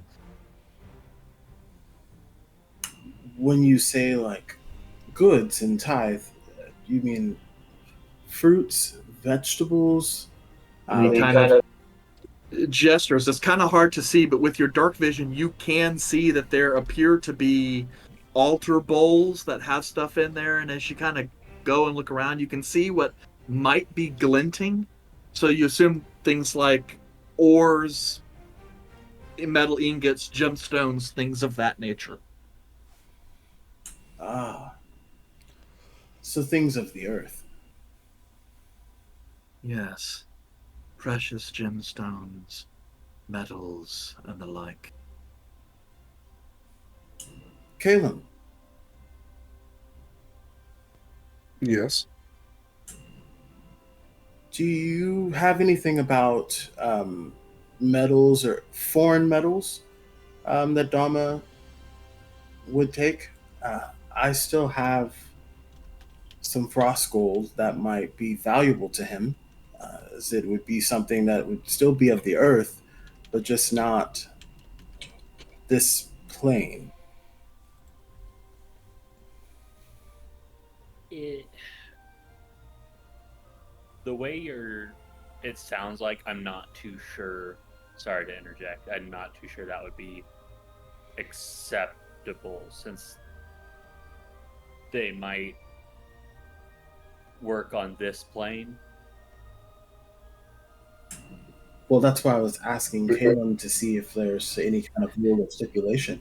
I'm not shaming you or anything. I'm just, that is something that we can offer that is of some like material that might have a little more value here to Dama, should he want to take it. It'd be something interesting and something that is not common to him, but is also of earth. It is of value, material good that comes from nature itself. Based on my notes that I have, what would I see, or what would I think that would be? I personally think that would be accepted, but I will point out that I have a few gems of the area.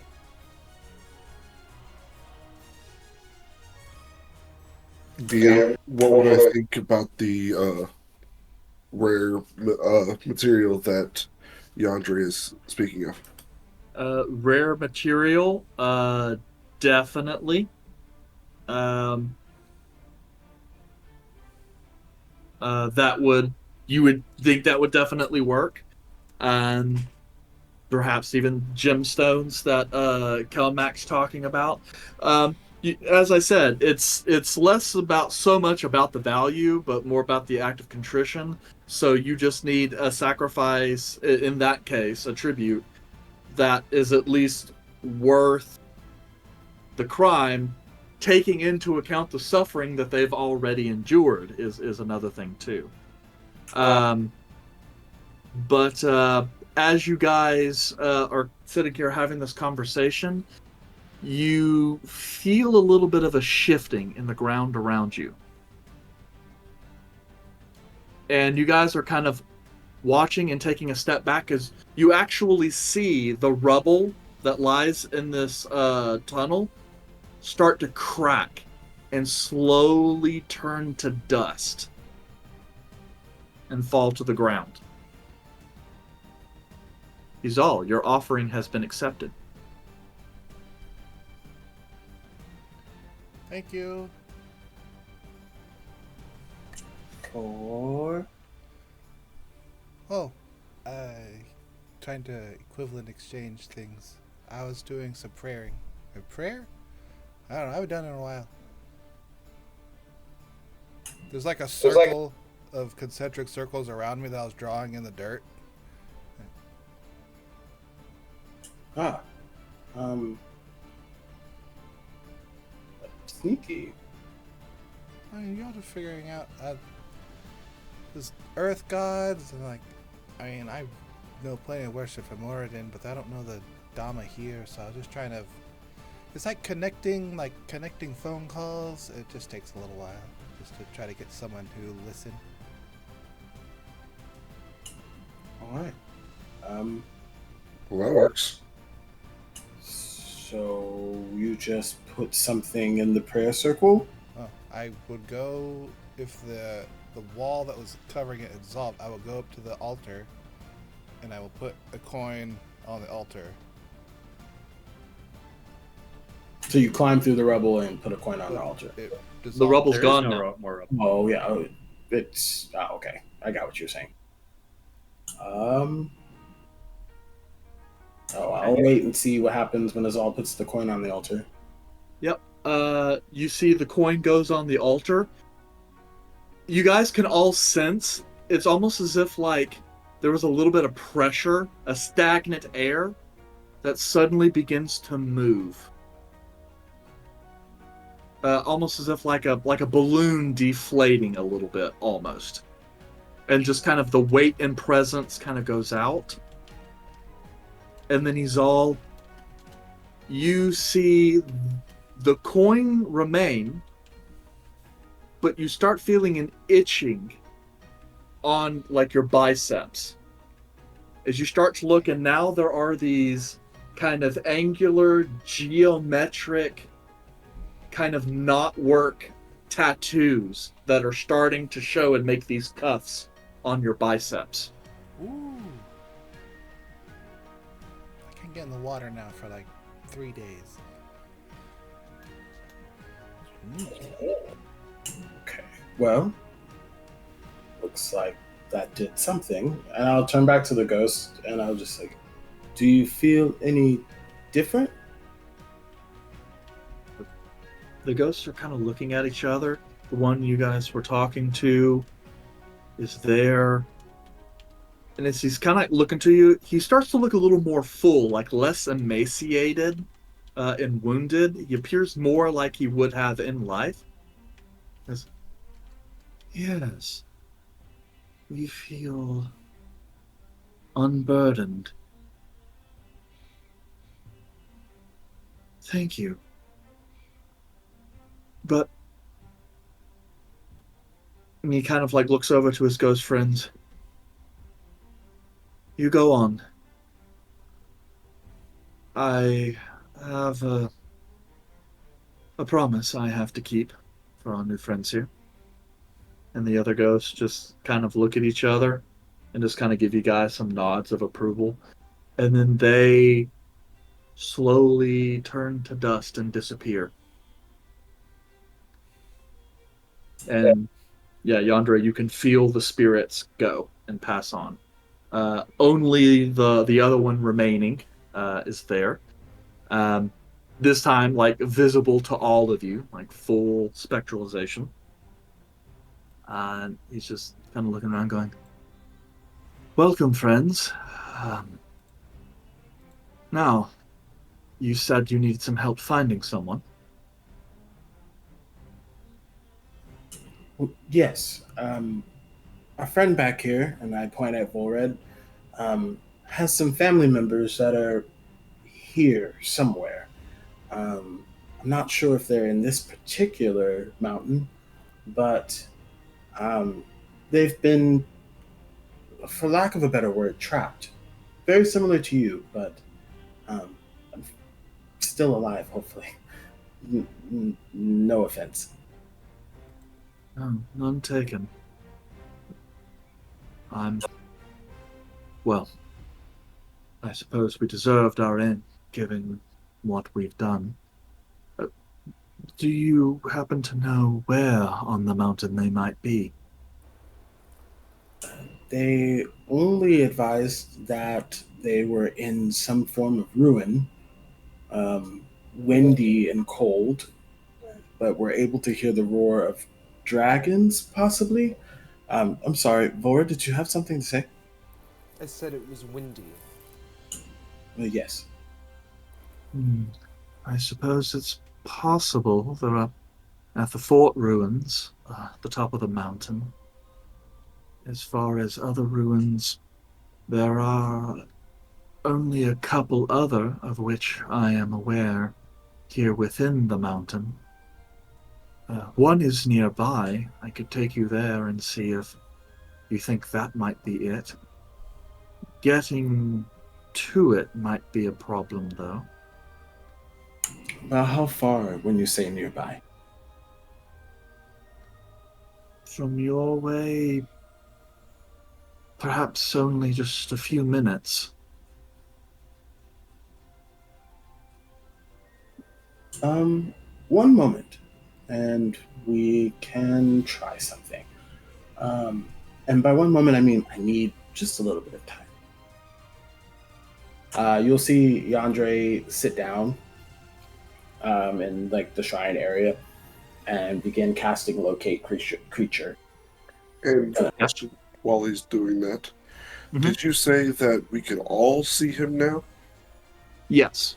Okay, so we heard that it was difficult to get to the place that's like a minute or two away. Yeah, at this point in time, he's like full ghost, as if any of you guys would fight a ghost. Gotcha. Yeah, because like Yandere and Izal could only do it like in the border ethereal, but now they seem to like actually be able to be in the prime as an incorporeal creature. I would like to shake Ghost's hand. And he kind of reaches out. Your hand kind of passes through, but it's cold, and it's almost like a weird tingling sensation. And while Yandere is doing the locate creature, I will follow up and ask, when you mean it's difficult to get to the to the ruins, what do you mean by that? The ruin that I know of was once a small place, from what I understand, that was used by some sort of an arcanist.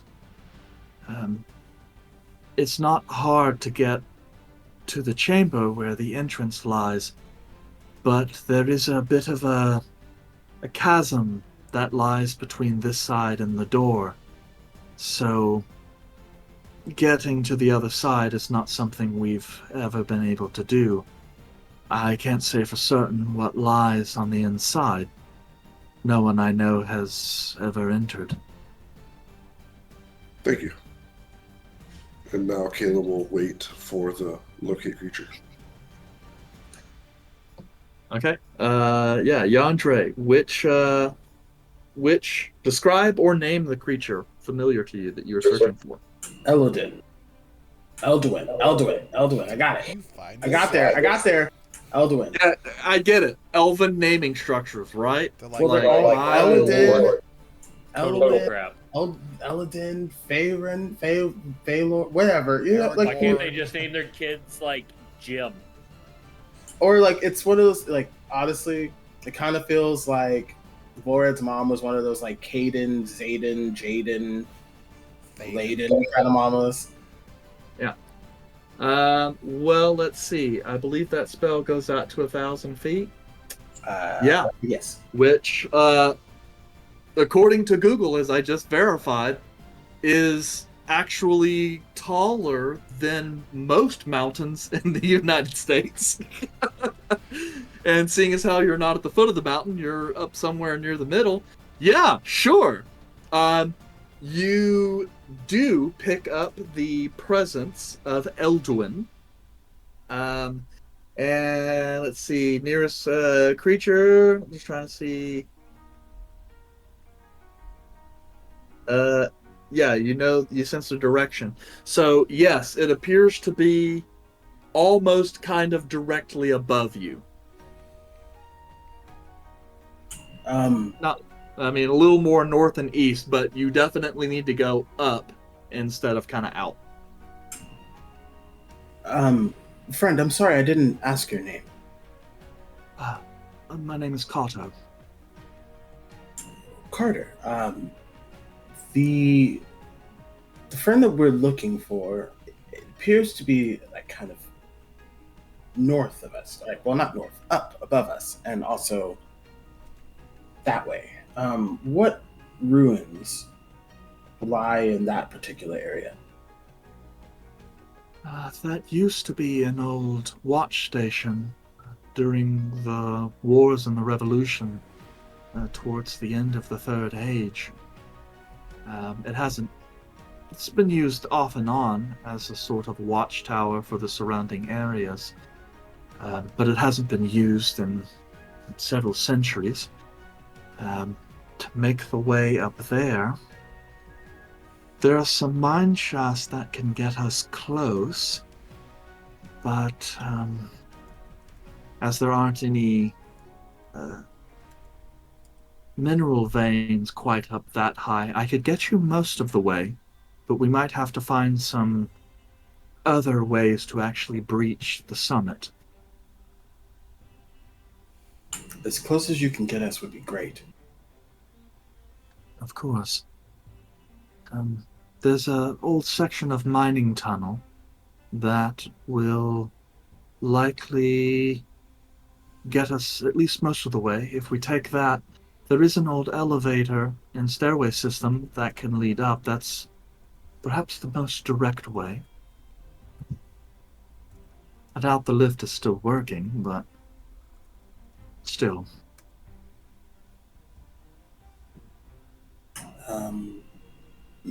If the lift isn't working, let's take the more scenic route, I guess. Something about going directly to the source just kind of seems wrong here. Understood. Well then, shall we away? Yes. Are you all okay to leave? I'm good. Hell yeah. Don't Yep. talk about... Yeah. Sorry, I thought you were talking about the miner here. It's like, don't be talking about crunching stuff when you've got a... We're talking about accounting, sir? Yeah. Yeah, I know, I didn't catch it. I was like, I thought that was for this dude. And I was like, what? Don't make a joke like that for a dude that was crushed to death. That was a great joke. I almost laughed out loud. Thank you. I thought he starved Okay. to death. Did he get crushed? What the hell? Yeah, his face was like deformed. Yeah, some of them got crushed. Yeah, it's Bad bad all time. around. Bad time. Don't steal Yeah. from gods, everyone. Don't emulate. Okay. All right, so you guys head out with Kodo. And we're going to go ahead and take our break because it is that time. It is break time. Back in See 15. you in 15 minutes.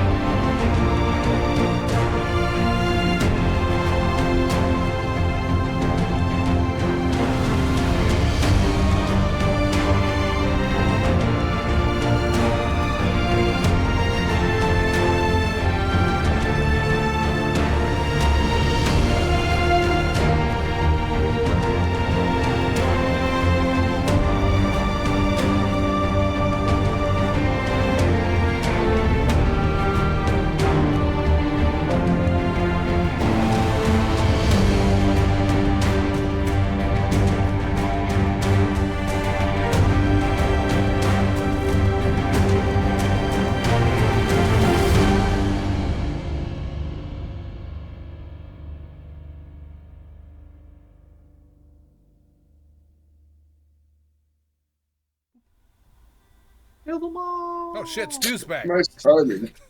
Oh my god. Yeah. This guy sneaks. Oh shit, Just gonna he's say gone it. now. Hey guys, welcome back. So you guys were departing this area with Kodo, and heading towards kind of a mine junction that he says should have some areas that can actually head higher up into the mine. So as you guys make your way along there, you guys start snaking through some paths with the ghost spectral form of Kodo leading you, shedding just a little bit of light as he goes. And you guys come out kind of shallow with a large kind of cavern area opening off to your right.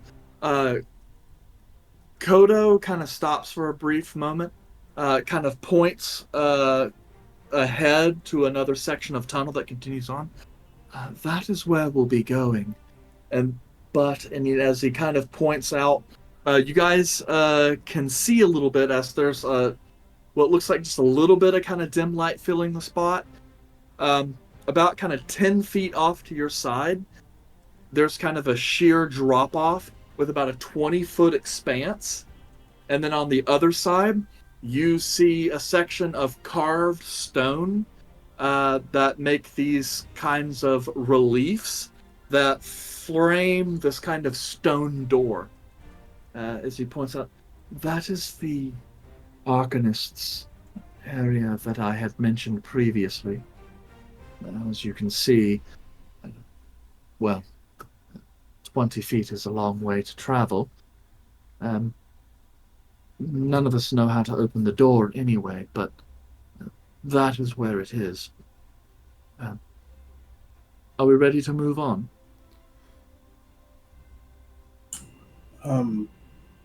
Caleb, Yes.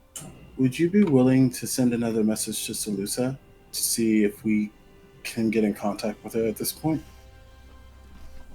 Sure. I'm more curious.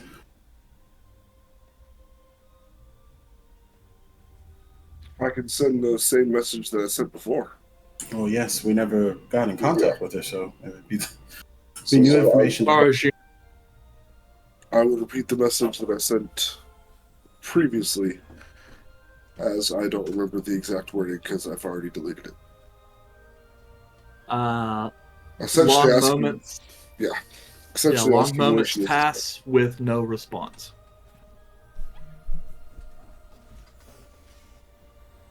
Again, no response.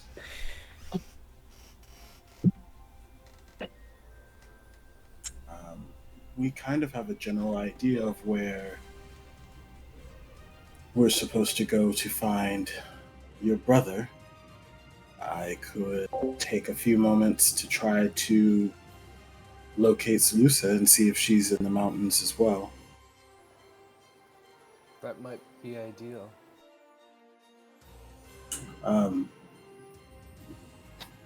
Sorry, I called you Carter earlier, but you said it was Kodo? Yes. It's fine. It's a rather old name, I imagine, by your standards. Well, probably for those here in the Prime, but Kodo, I'm sure, is a lovely name for the time frame.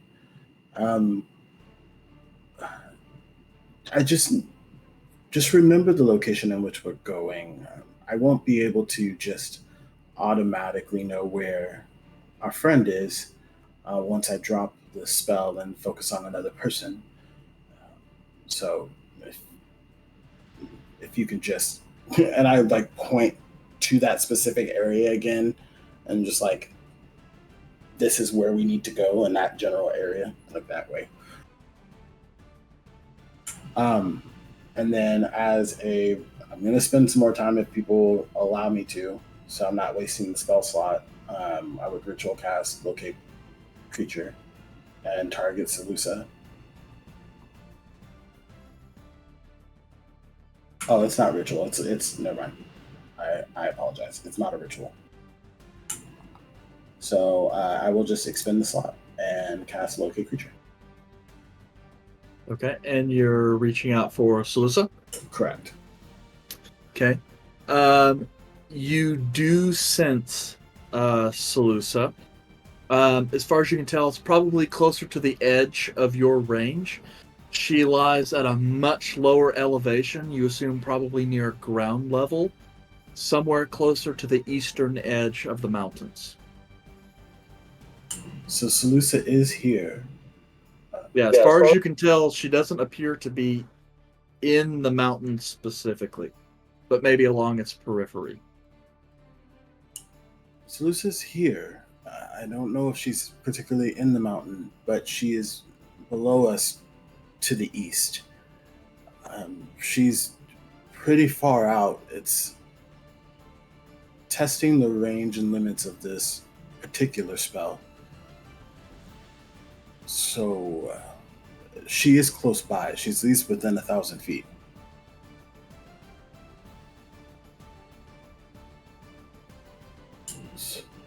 So Red, I'm not sure your particular thoughts on this. We're closer to your mother and your brother, but Salusa is a little further away, but probably more capable of fighting.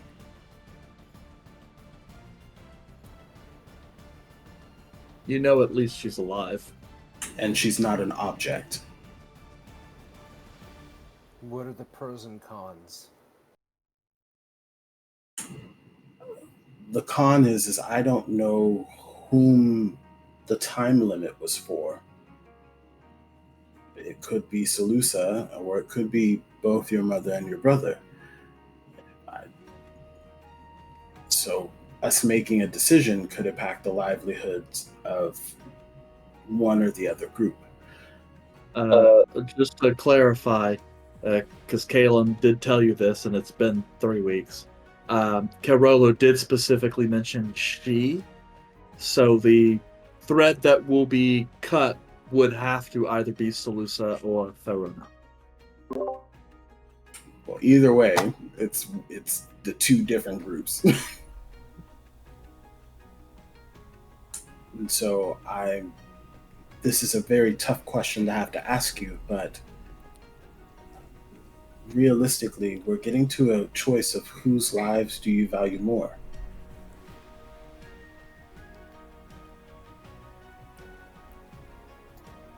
We saved Salusa once and it worked out.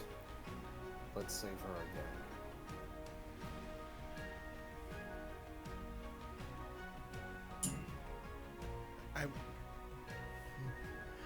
I think that Bazo Shozo, what's the McCall name, is trying to split us up.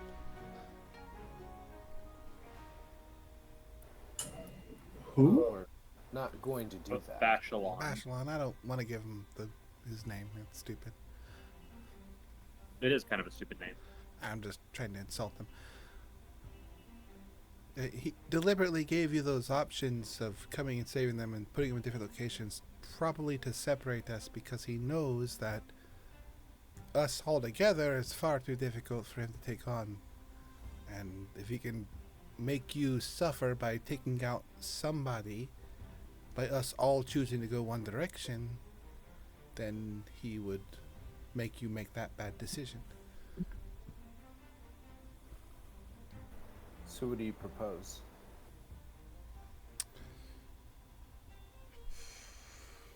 Do we have a way of quickly regrouping in one location?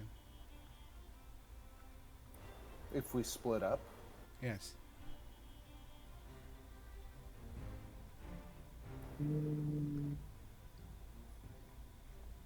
Caleb, this is all on you, really. Vulred, would you mind rolling me a wisdom check right quick? I could teleport, but that's depending on where we are. That's really good. If it's too... Does your teleport work if it's to a specific location, or could you teleport to a specific person? Vulred. Upon trying to think about quickly regrouping, you get the vague sense of a nearby portal. Some form of transportation magic. Portal sense. I see a portal right over there. What? Well, do you get the feeling? Yeah, now that you are thinking about it and dwelling on it more, you do sense that there appears to be some sort of teleportation portal-like magic that exists potentially within that sanctum, as it seems not too far beyond those doors. Seems like there's a teleporter near, Like a beyond those doors. like a doorway, a portal? Oh, right, Yandra, you got portal sense too. Yes, it's in the sanctum. Bashalon might not have a way of traveling over great distances himself then. What if he's using a way of connecting the two to monitor the both? So, do we attempt to get into the arcane sanctum? It's old. He's old. And Caleb might be able to find some way in that miners may not be able to ascertain themselves. And we could backtrack quickly to this location. If the portal works that direction, yeah. I think it's worth an investigation. Better than spending all of the time trying to run down Salusa. Because if we run into a dead end, we just have to backtrack. Bashalon doesn't know that we all that you guys can do that thing, though, because all this stuff's happened in the Feywild, and I'm assuming he's got no way of knowing that. So he might have made an entire plan based off of knowledge that he's not all up to date with.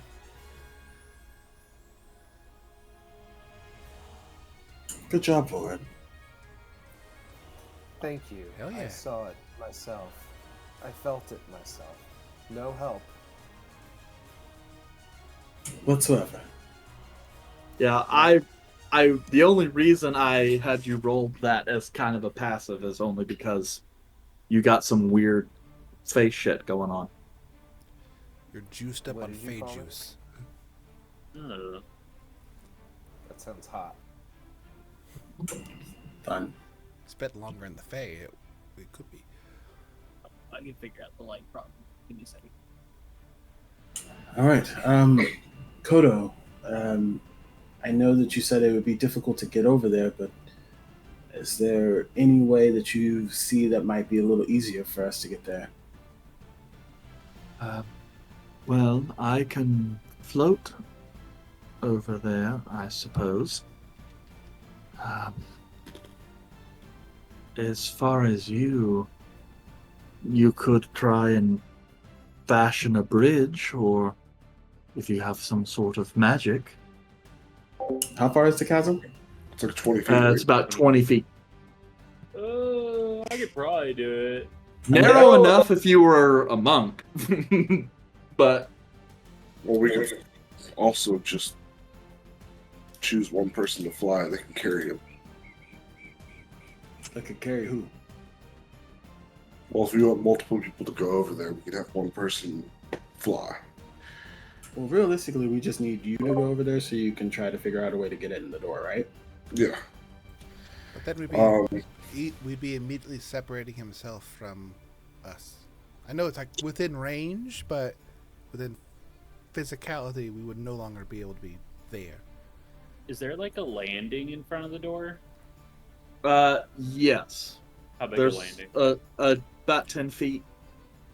Why do you keep asking for a landing? It's the second time today you've done that. Well, no, because he wants to make sure that there's actually going to be a place to stand over there. Okay. He wants I to. don't want to jump at the door and just like hit the door. Yeah. Okay, but I was like, because my thought is like you're going to jump a 20-foot chasm. Seems you know what? You're a river. Makes sense. I can make Yes, but if you fail that check, that will go You're- very wrong. You're a river, it makes sense. I can make it easy, easy peasy lemon squeezy. That's exactly what we would say. Okay, so sorry, Vulred, Rab, you had your hand up, I think, at one point. Nope, I was just stretching. Okay. Okay, rope. Find some rope. Okay, got some rope. Nice. All right. I will activate.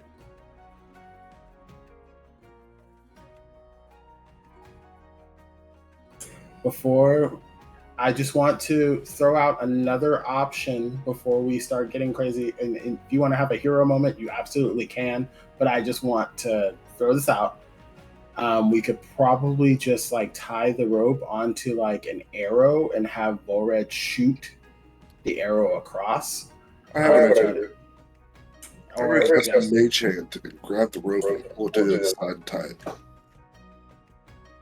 But those are options. Keep doing what you're doing. I'm just throwing that out there before we make decisions because I want to make sure you know there are other options. But that's nope. That was out of character. Ruined it. Kelbeck is staunchly anti-magic. I'm gonna find some way to nullify magic within 15 feet of me in a radius. And I will just stand near Calum forever. Does Kelbeck want to try it? Cast Featherfall on him as a just in case. And let him jump it. I will cast Featherfall on No. Kelbeck. No. You don't believe in safety bags? It's Don't waste level the spell 1. slot. Caleb has a Don't waste the million spell of slot. those. I know. I do. He has more level 1 spell slots than I have rages. I don't even remember the math for like increasing jump length on a jump. No one does. It makes no sense. Cast Jump. Why is that in character? That's because jump. that's because it's a fixed distance, and you make additional checks depending on height or how sturdy the terrain that you're landing on is. What's your strength? 21.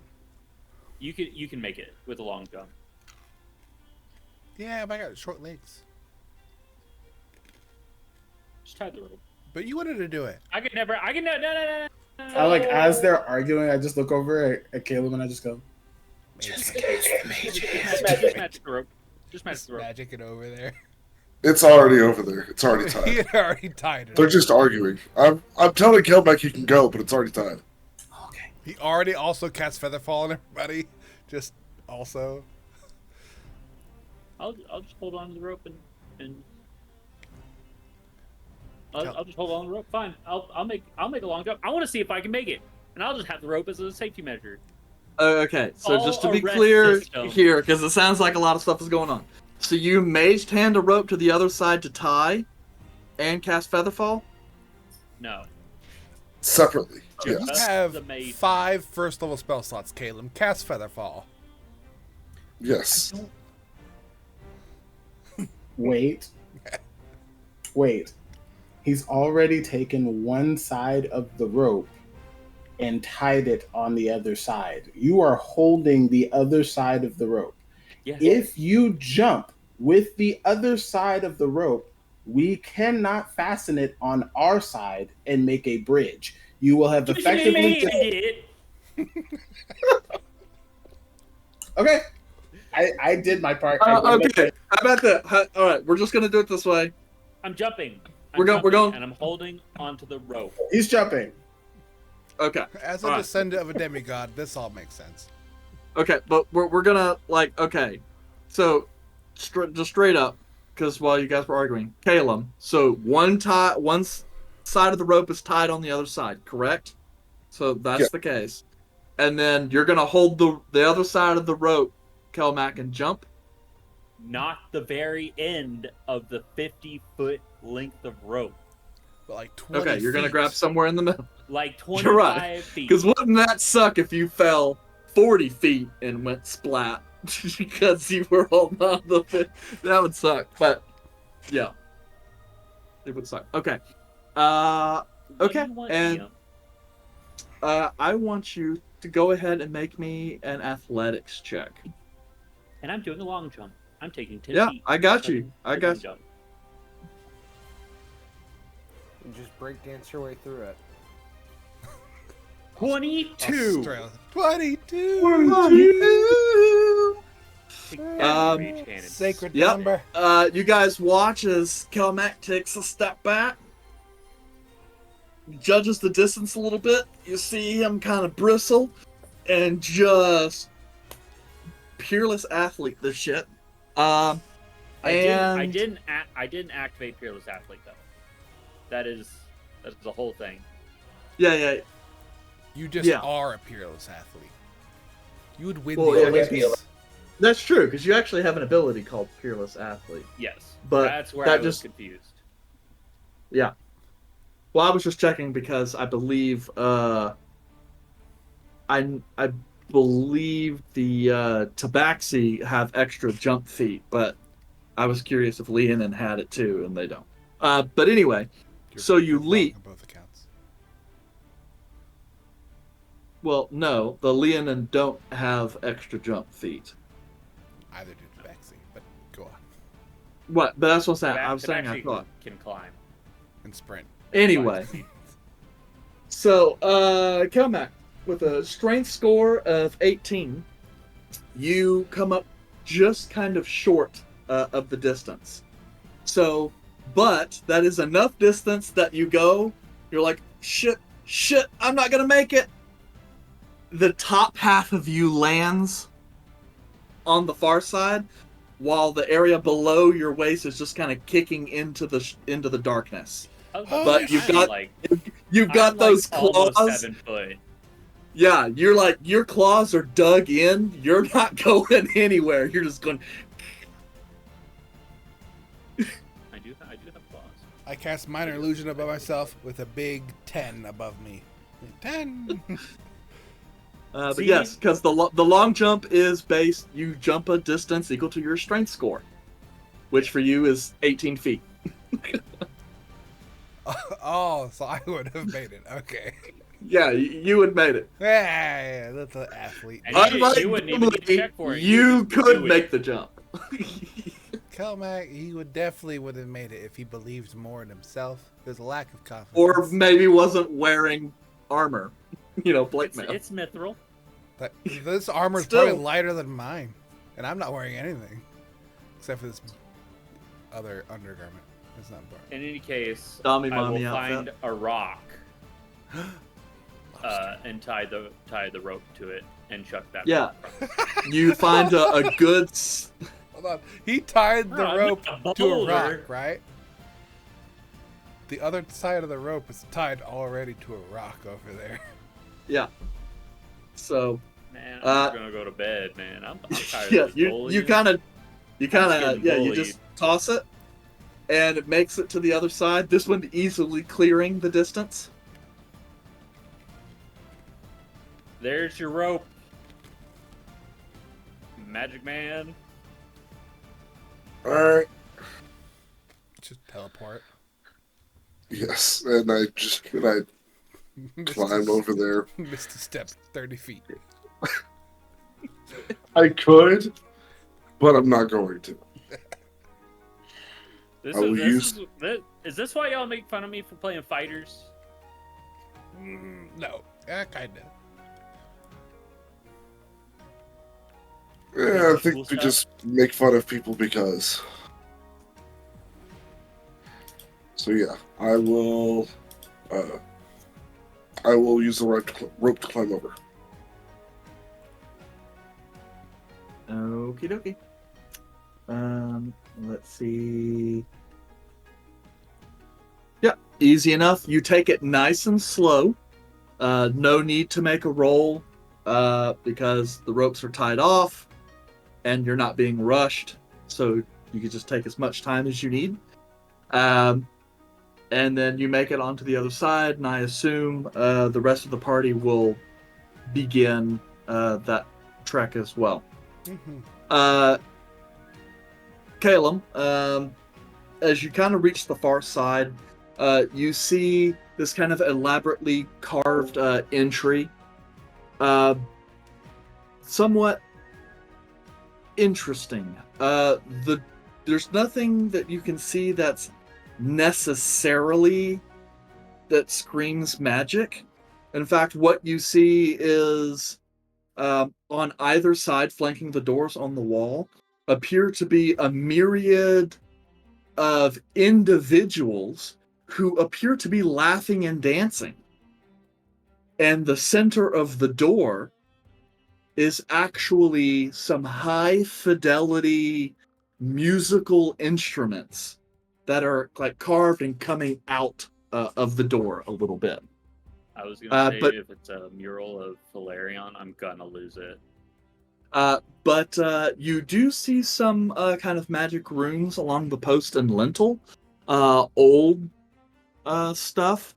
But as far as you can tell, some kind of like a barrier spell. But the rest of your party slowly makes their way across.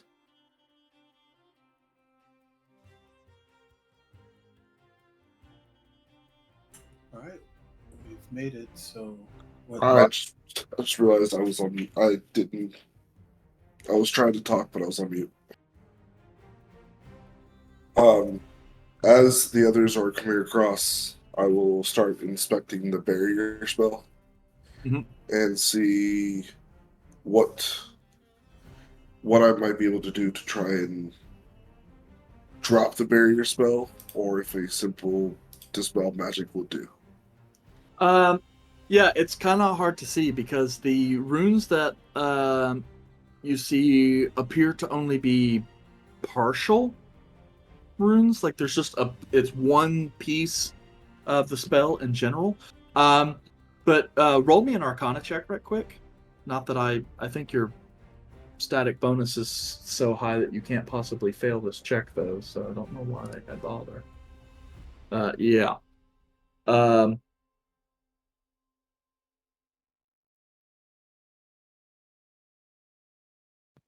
27. Yeah, it put it in twice. I don't really know why. I have advantage. Oh, okay. Well, it was DC 12, so yeah, your flat bonus. The minimum you can roll is a 15 in this case. What you can tell is that as you're going through, this appears to be some sort of a musical lock. And there's some sort of vocal participation required. Am I able to? I know you said I see like musical instruments and things, but do I see some sort of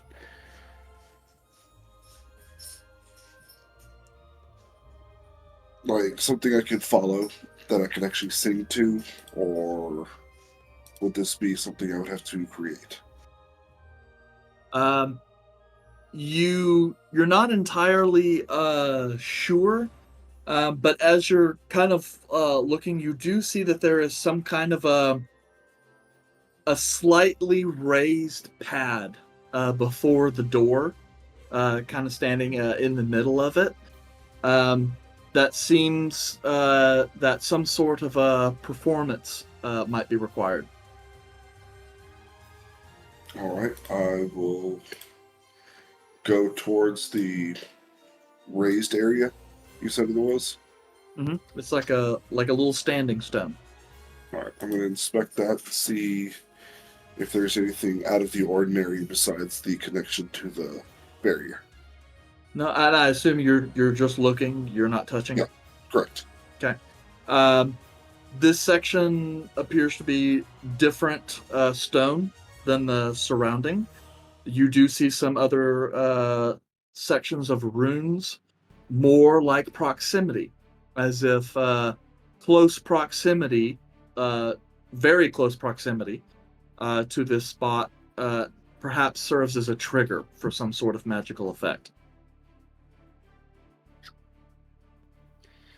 So I'm going to look at the others. It looks to be some sort of, not to say trap, but to stop this barrier. Somebody's going to have to sing or do some sort of performance.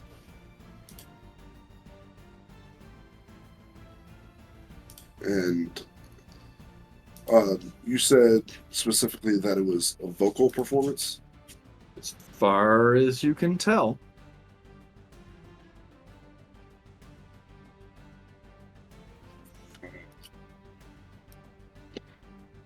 I'm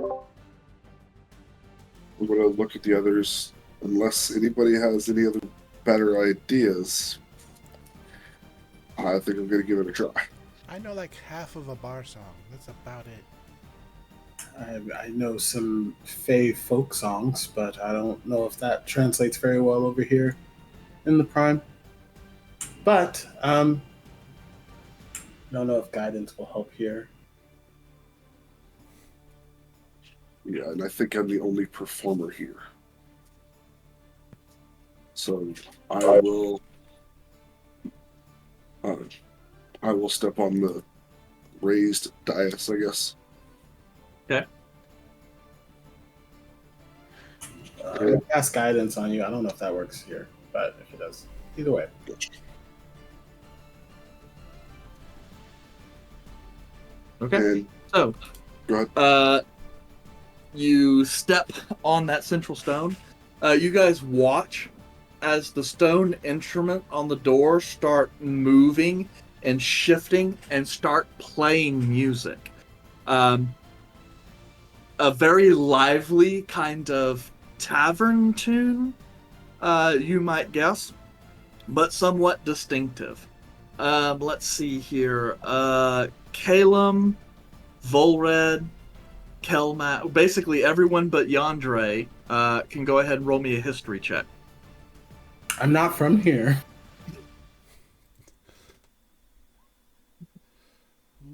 Damn, Calum. 26. Hey, 17 flat 0. Is that a 9? Kelmac? 9. You shush. 9. What'd you get, Vulred? 14. Okay. So it looks like Calum and Izal actually passed.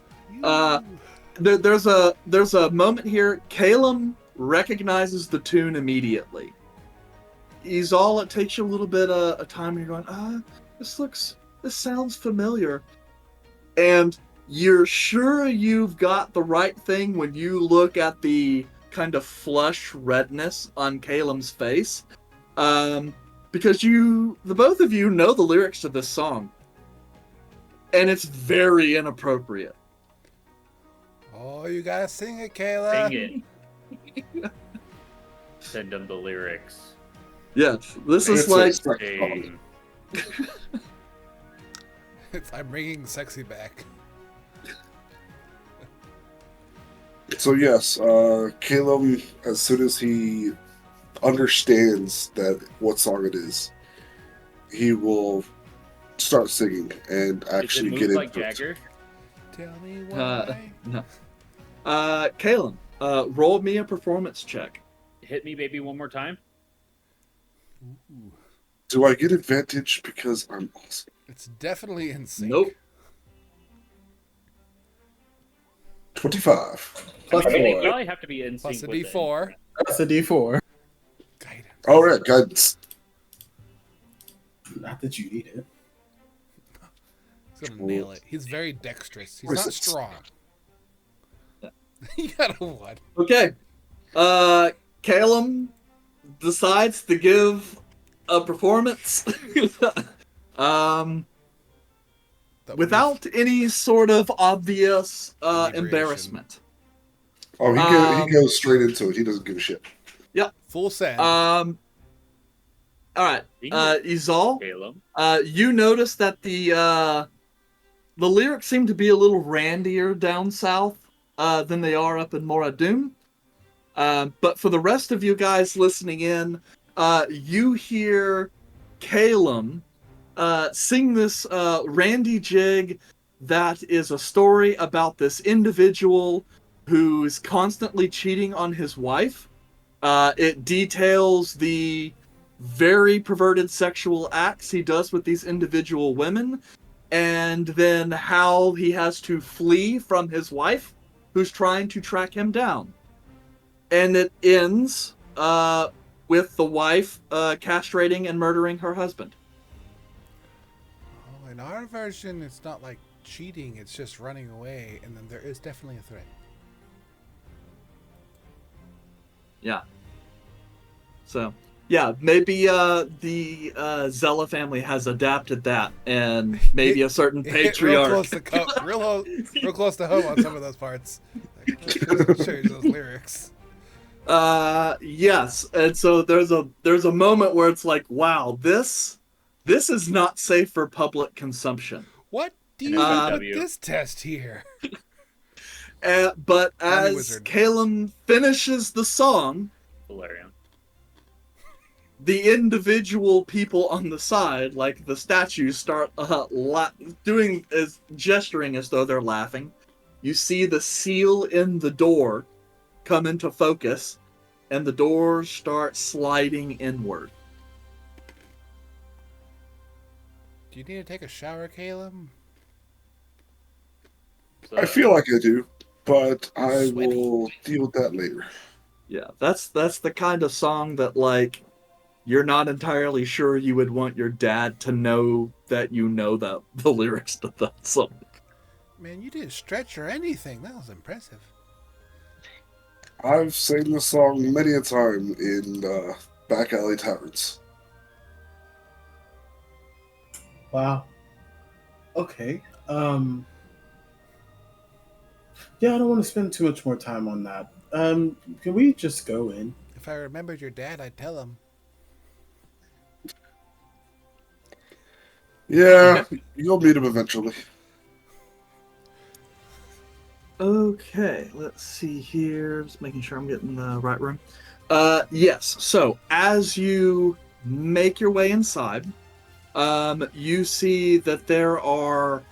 This is kind of this narrow 20-foot by 40-foot room with these doors, two doors on both sides to these little 10-foot by 10-foot rooms. So a real small complex. This entry area appears to just have a little bit of a lounge spot. And all the doors appear to be closed.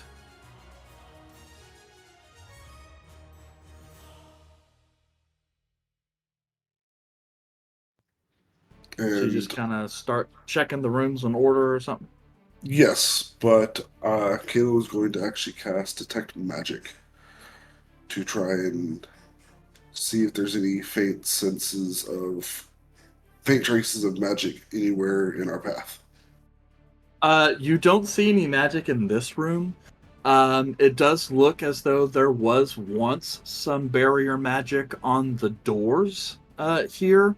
But that magic was a much kind of lower level magic and has really pretty much faded, such that only the slightest residues of their existence is what's left. But there don't appear to be any sort of magical traps or barriers or triggers or anything like that in this room that you can observe. Okay, I will keep it up for now, and I will start. Well, we'll start checking the rooms one by one. Okay. In the first room, this appears to be a study dominated by a desk and some bookshelves. There are some ancient scrolls and manuscripts present. You see an open lockbox, kind of a small one, with several vials inside. And you also see on the desk there are some hastily kind of scribbled scrolls. looks like an unbound manuscript, perhaps something that the previous owner was taking a look at. Among that, you'll find those scrolls that provide some historical insights. You do find a scroll of greater restoration. You find 2 potions of greater healing, 4 potions of regular healing. And then those scrolls. In the second room, there are intricate carvings on the wall. And the only thing here is a metal lockbox. In the metal lockbox, I still have detect magic up. I don't see any magical traps or anything on it. Nope, but the chest is locked. I'm going to look at the 2 sneaky guys in the group and be like, you can look at this if you want, or we can hold on to it and wait. I don't see any magical traps on it. I mean, there's not really much I can do. I look over at Vulred. Yeah. If either of you guys want to roll the breaking of locks. I mean, me and Azal can break locks. Just not that. True. I'm gonna spend time looking for this portal. Okay. All right, Vulred. Then that is a Dex check plus proficiency, since you have thieves' tools. What? Just pick one of your dexterity skills, maybe like sleight of hand or something, and roll it. Any dexterity? Well, you have As long as you're proficiency. proficient with it. Yeah, which most of his 25. That's a little less because you actually have expertise with acrobatics, but in either case, you beat the 18 DC. You manage to unlock the chest, and once you open, you see a collection of really nice kind of mage robes. You also find a magic wand and a smaller jewelry box that contains a ring in it. Both the wand and the ring show signs of magic, Caleb. Do I know right off what either one of them are?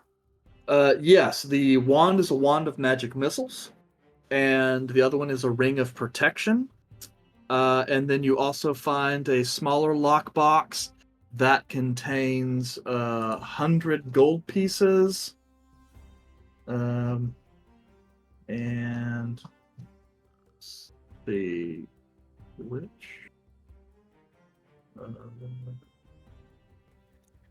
DM, could you possibly put all of these, like copy and paste all these into chat, as I didn't write down the ones from the first room. Yeah, that's fine. And then Alexandrite. Yeah, that's a 500 gold gemstone.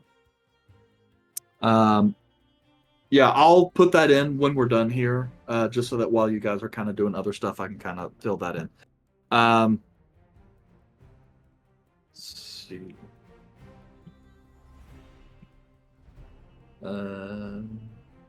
Yep. And then the third room is kind of a small armory. Much everything here is kind of useless, except you do find what appears to be a +1 longsword, a suit of +1 chain shirt, and it looks like 3 arrows that are undead, arrows of slaying, specifying undead. And then in the fourth room, you find a magic circle for teleportation. Is it... Okay, it's so... intact. Well then. I'm going to take the 60 seconds to study it and memorize it. Okay. Is this where the portal is? Yes. You're sensing the teleportation magics of this particular teleportation circle.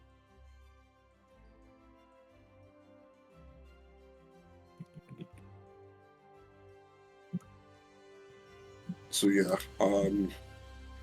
after I do that, after I memorize that, I would first ask,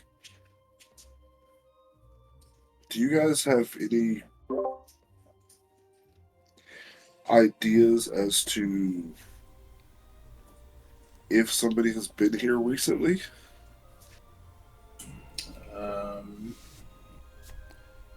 Do I see any footprints or anything? Like layers of dust or something? From what you can tell, this place has not had anyone in it for at least a century. Okay. So I'm not worried about somebody just showing up. But we did find a back door then. Yes. Well, we don't know where the teleportation circle goes, though. It's just the circle that brings us here, or does it go somewhere else? This is typically like a waypoint. Like, this is a safe place to get Yeah. to. A waypoint? Yeah. Like It's like a Sanctum- way for the caster to get up here without walking through the mountain. Point of way. So this doesn't lead us to where like Seleucia is. No, but it does mean we can get to Seleucia and have a quick way back without traversing through the mountains. That is fair. Kodo? Yes.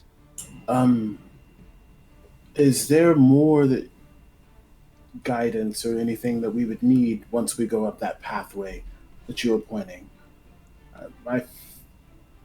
It feels as if we're going to go save someone else that's down at the bottom of the mountain, and I don't want to delay your passing. Well, it shouldn't take too long. Once you head along that pathway, it will dead end at the chamber that you need to reach. Well, that chamber does go on, but as I said, there's a lift and staircase that ascend and descend from the spot. It's a gathering area for some of the ore from this level. Once you get there, just head up. As I said, once you reach the upper levels, the mines don't go all the way to the summit, so from there, I wouldn't really be able to help you. So from here, we just follow the path, go to the meeting area, and take the elevator, gondola, whatever it is, up. I don't know what I'm saying. I'm just typing. I'm just saying something. Gondola. The lift. There you go. We take that up, and we would have to leave the mountains or the mines to get to the summit. Yes. As I said, the actual tunnels don't go through the summit because there aren't really any minerals there. But there should be some other pathways you could take, some fissures that would bring back up to the surface, as sometimes we do have to go there as there are ventilation shafts, and sometimes we'll go there to collect water.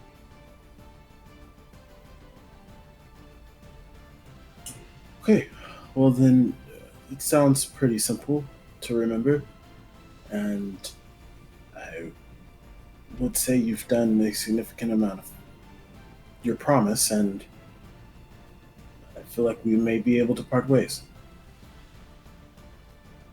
Well, I don't know that I would ever be able to truly repay you for what you've done, but I do truly hope you're able to find your friends, and, well, that we don't add to the corpses on this mountain.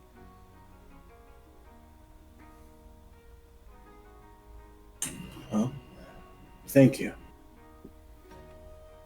And he kind of does a deep bow, and Raise my he hand. turns. I want to raise my hand real quick before he goes. What are you doing? Yeah. Before he bows. Like, I'll raise my hand and hold out one more time to shake his hand, even though it's cold. I'm gonna try to channel Aranthir so I can actually touch him. Okay. Yeah. As that happens, and he bows and he starts moving away, and you're like, ah! And he reaches out. He grasps your hand, and he seems somewhat surprised at that. Thank you. And there's just that long moment before the pressure dissipates as the hand, along with the rest of his body, basically just disappears.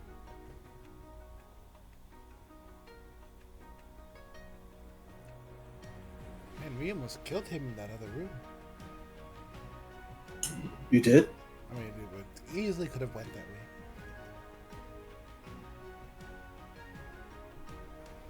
Really? With our history, probably. That's fair. I don't just normally kill ghosts. What if he attacked You us? don't. Well, if he would have attacked us, then I would have been merited. But I usually try to talk to ghosts before I just go and attack I them. mean, it's very 50-50. It could have went either way. But Koto, we have a Koto and all kinds of people you know now. Oh, and you were laughing at me for saying a gondola, but there are gondolas that are lifts that go from place to place. And I would feel like you are somewhat familiar with them. They're kind of like ski lifts. Was that a gondola?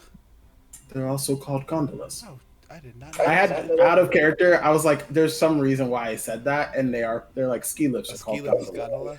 That's great. Mhm. I was only thinking the water things. Ah, neat. I didn't think they're a vertical thing.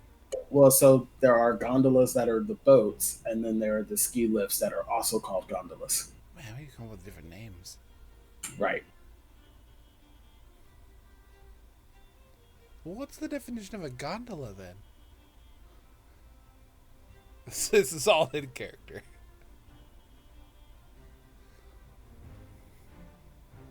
I thought it was a lift, and so Well, I guess it could be a lift on a vertical plane and a horizontal plane. Then it's is gondola still right? I wonder what language, where'd that term come from?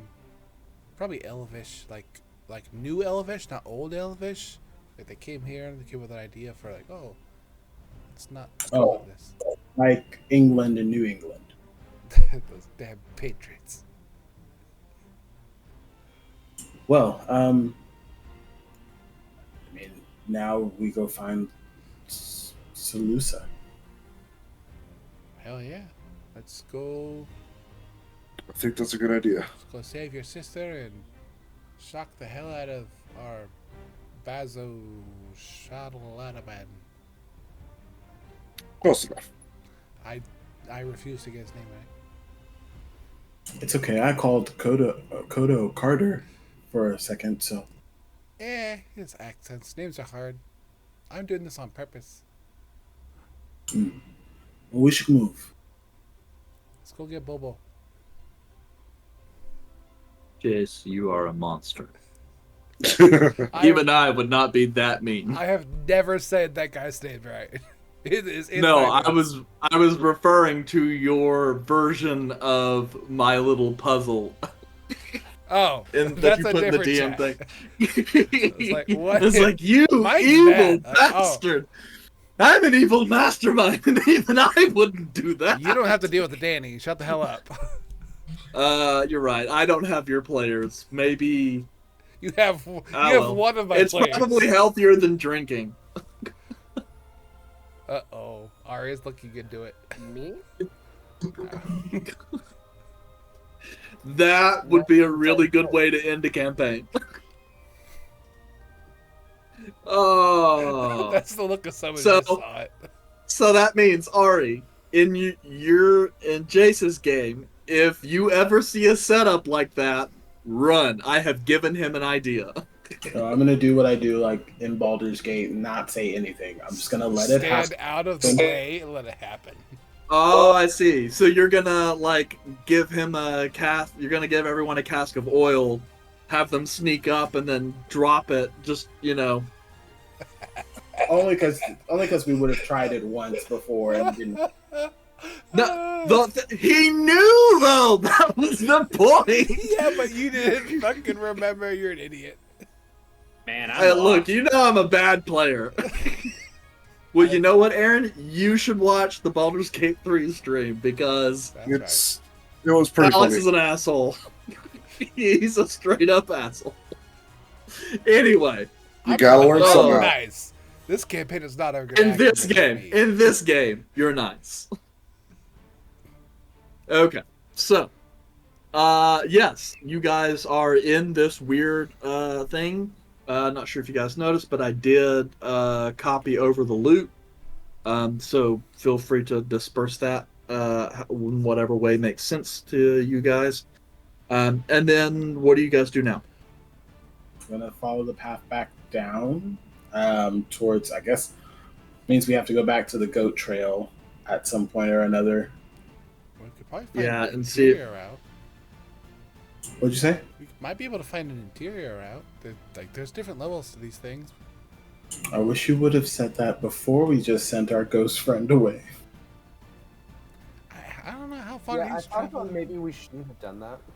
Well, I thought we were just gonna go right back the way that we came, and then he wouldn't have been able to help us anyway. But that was dangerous. Like the These cliff are, was these sheared are the off. choices that you save scum for.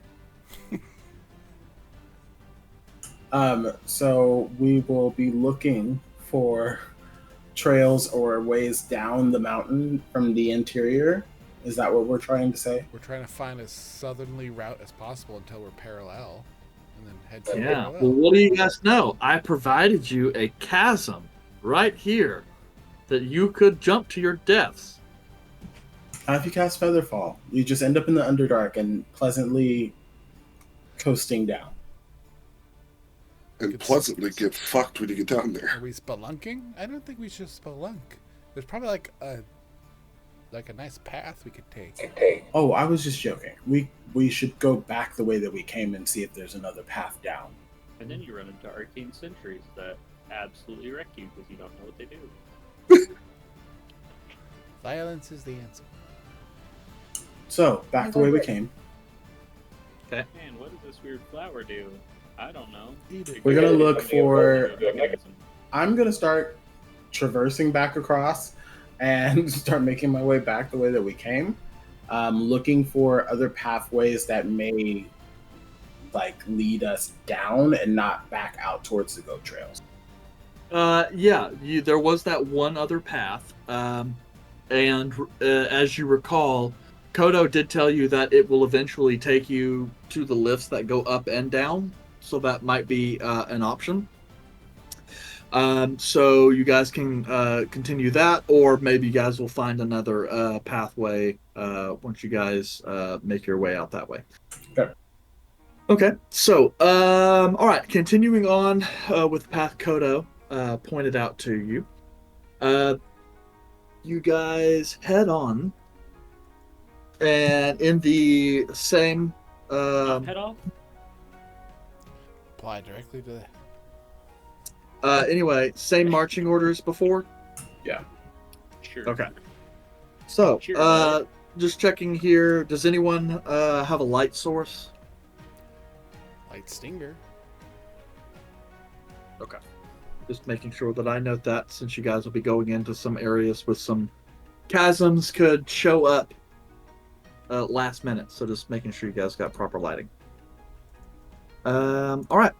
So, you guys head on, moving through the area.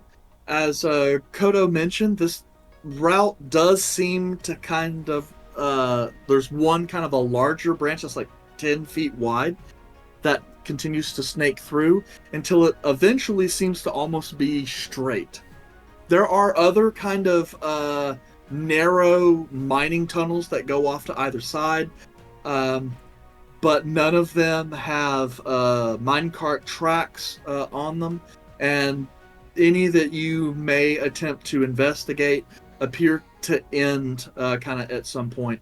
Those appear to just be the collection of ores and then brought into this central area and moved along. Let's see here. And so, Yandre, if you wouldn't mind rolling me a survival. And then Izal or Kelmac, if you guys want to roll a perception. Also, what is your traveling pace? Medium. Careful. Like a normal. Okay, so you guys are taking a lower pace. Yeah. Kelmac roll. Okay.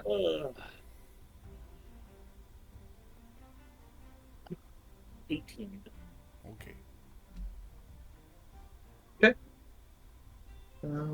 Let's see here. Yandre, you notice as you're traveling through and taking a look, you pause, taking a quick look around. You start to notice footprints on the ground. Very recent footprints. 5 sets. Somewhat familiar. Our footprints. Which is odd, considering you didn't loop. As far as you know, you're traveling along a straight corridor.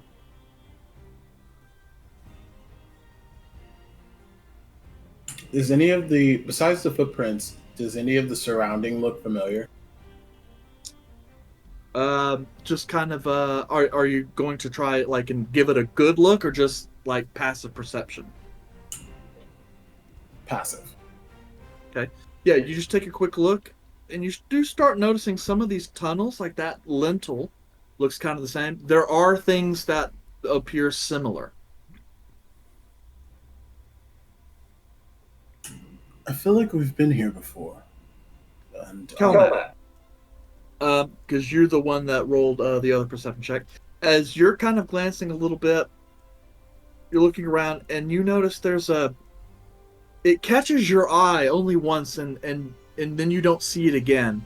You could have swore a section of the wall almost seemed to have sort of a multicolored shimmer to it. When Yandre's torch kind of caught it just the right way. But then it was gone. Perhaps like an oil slick or something like that, but you're not sure. I will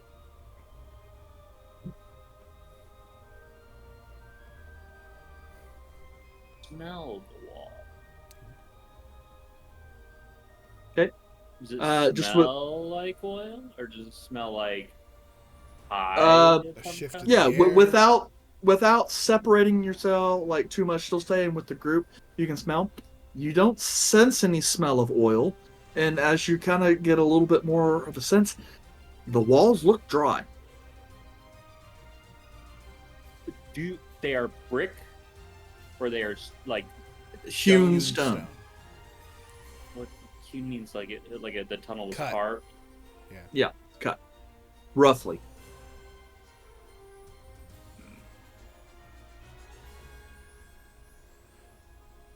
Hey, Caleb, Yes. how big can mimics be? It depends on their age, essentially, but they can be pretty big.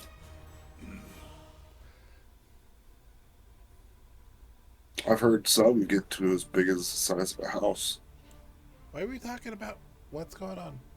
Because if Yandre is noticing that we've gone in a circle, either it's illusion magic and you don't see it, and none of the other people who are really Fey infused, which is a really big illusion thing, don't sense it.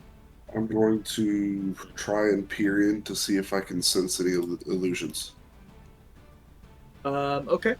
Roll me. You can either your choice, Arcana, or Perception. I wonder which he will choose. Arcana. 38. And I'll pull out scale render. Pick the number, everybody. I picked 38. I cheated. 4. 34. He could not roll a 4. Yes, you start looking through, You did roll 4. yeah, Yeah. you quickly look around and you can see a little bit of shifts. You've also spent some time Master Godfrey's Island. This is a very potent illusion.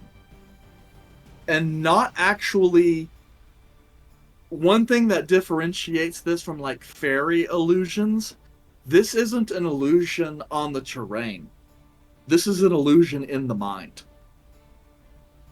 Something, as far as you can tell, some kind of magic or something, is changing your perceptions of the environment. This is not the place you are in. All right. I will attempt to stick scale render into the wall. Because I'm still under the assumption that it's some kind of creature that has like engulfed us and is using illusion magic to slowly whittle us down until we eventually become too tired and then it just devours us. Oh. And Yeah, sure. Now, just to make sure here, so that way I know, because you guys are traveling on what you assume to be a 10-foot section of wall. Are you guys single file, or are you guys staggered at all? Probably single file. Yeah, I was still pretty single file.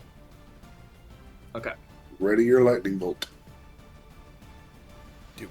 I'm I want just making sure. Bring it on. But yeah, after I see Kelmec do that, I would like to try something. I was just checking. Kelmac. Yes. Were you guys traveling along the left or right hand? Right. He's amphibious. He's amphibious. Okay. Yeah. So, Kelmac, as you take Scale Render and kind of reach out to touch part of the wall beside you, the sword finds purchase. There's definitely a wall there.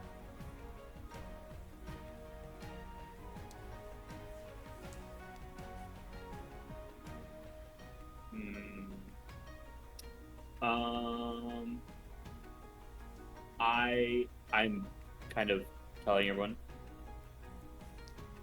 I have an idea to run ahead. No. Okay.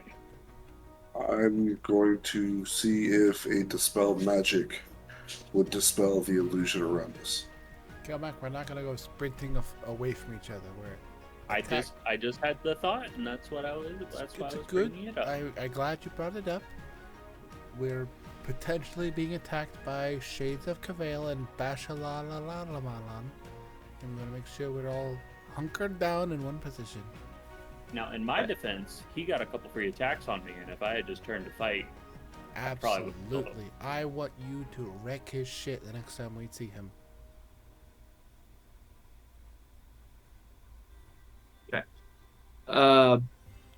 So, Caleb, what, because you do have to target something specific when you detect magic, some kind of focus. Are you going to try and touch a particular object, or are you going to try and, like, cast detect magic on one of your party mates to see if you can lift it? Well, first, what I'm going to do is I'm going to see if I can sense a difference in what I feel and a difference in what I see. And if I can find some sort of difference, such as I'm specifically seeing an illusion instead of like an actual wall, I'm going to try and target that first. Okay, roll me a perception check.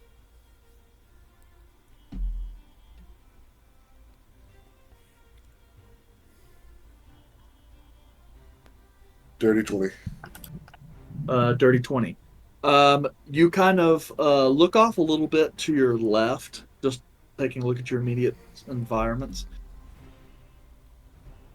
Part of the left side of the wall that you guys have, which you're 5 feet between that wall, as you're kind of taking a look, the wall almost starts to look slightly see-through.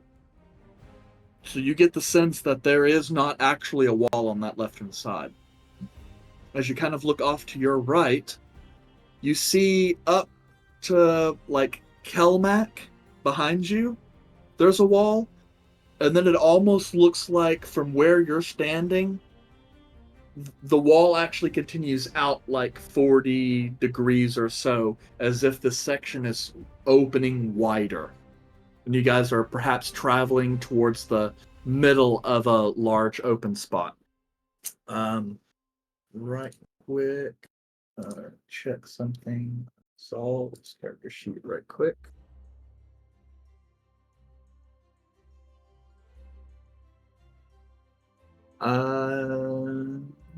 Yes. Izal. Surprisingly enough, as you're kind of he's Alice isn't even here. Okay. Well, then we'll just resolve this up front, and I will let him know when he gets back. I have of course. Why do I have? He's back. Yes, is back. What am I back for? You know, stuff. What save do I need to make? It's not a save. Is it an attack roll? Yes, but not against you. Am I attacking somebody else? No, someone is attacking Yandere. Oh man. All right. But I'm Yeah, such a so- tasty morsel. Yandere, that is a 22 to hit you. No. No. You get nothing, sir. Oh, Like the Australian you know. breakdancer, you get nothing. oh shit, men damage, really? That's poopy. That's 4 points of piercing damage. If you had said mid damage, it was like 44 damage. Yeah. This- And then that's a dirty 20 to hit. Is that the same? No, that's a smaller die. That would be 2 max damage. Especially considering I rolled max damage on that one. That would not have been correct. Then 9 points of slashing damage. Eric just mumbles to himself saying numbers, and we just Yeah. take it.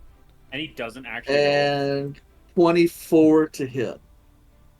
With another swiping claw attack for 7 points of slashing damage. Alright, What Magical. Happened to the, what happened In to case the that matters. What happened to the dirty 20 earlier? What are you doing?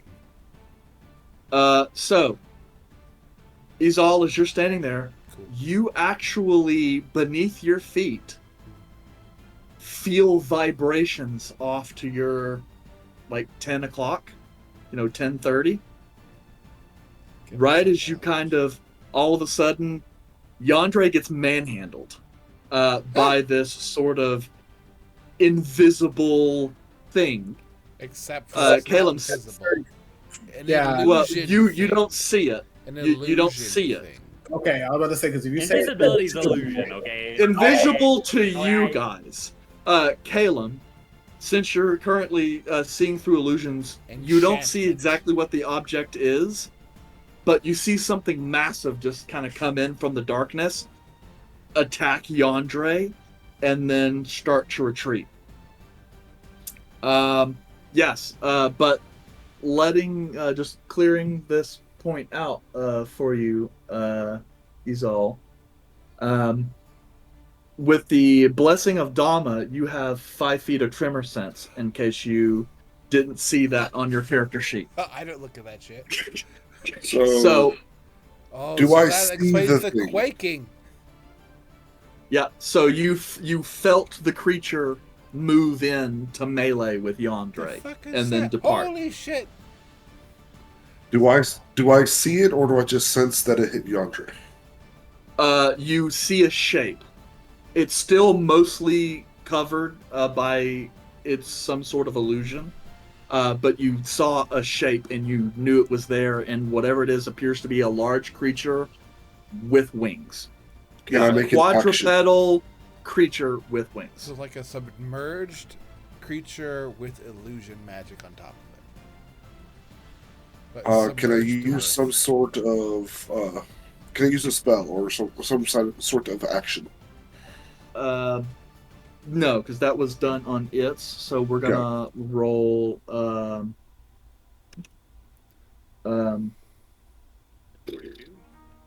Sorry, we're gonna be rolling initiative. So, What?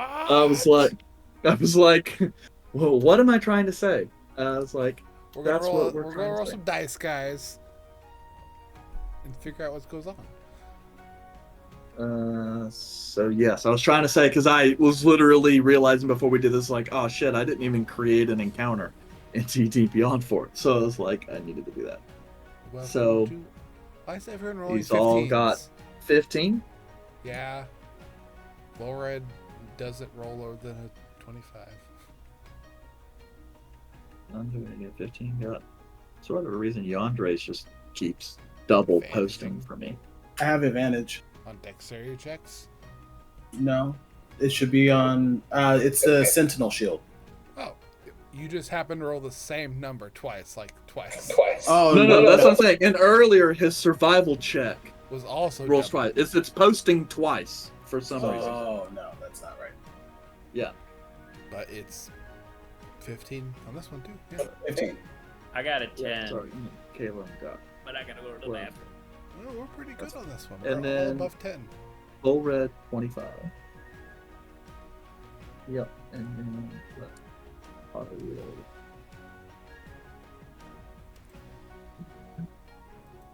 And Did you all feel the ground shake? Oh my god.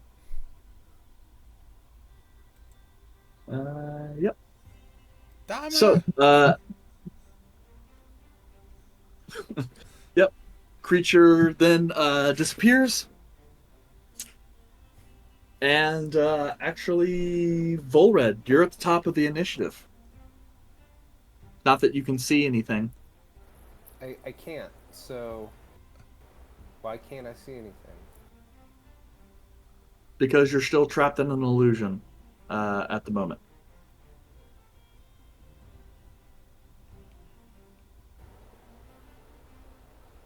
Or actually, go ahead and roll me a perception check.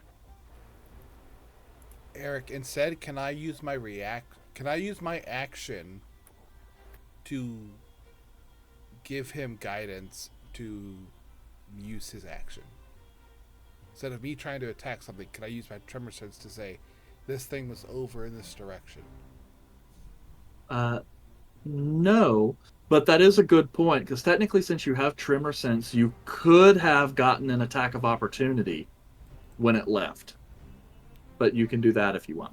I would rather give Vulred the opportunity to know where this thing is if I could, and just, So you just want to try and point it out? yeah, forego my reaction and just say, the fuck was that, and point directly in that area. Even though he can't necessarily see it, he knows that area. Yeah. Yes, and at this point, Vulred, he's also going to point out kind of at your 11 o'clock. Okay.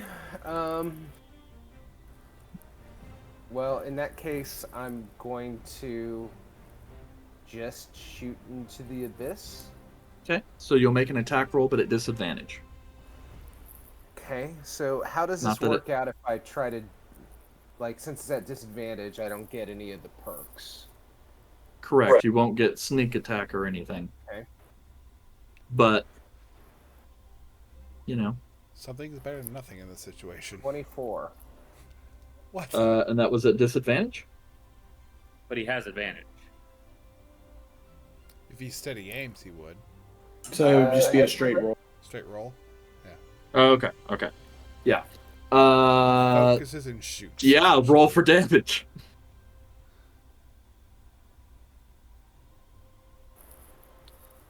So no sneak attack, right? Just Yeah, no sneak attack. Okay, so that just 10. Is this thing a beast? It is not. So it's just a 10 then? It would appear so. It should just be the 10. So can I use my Piercer reroll? Because that was a 2. And just take the higher of the two. So it's 10 with a 2. Rolling a d8. What is the difference?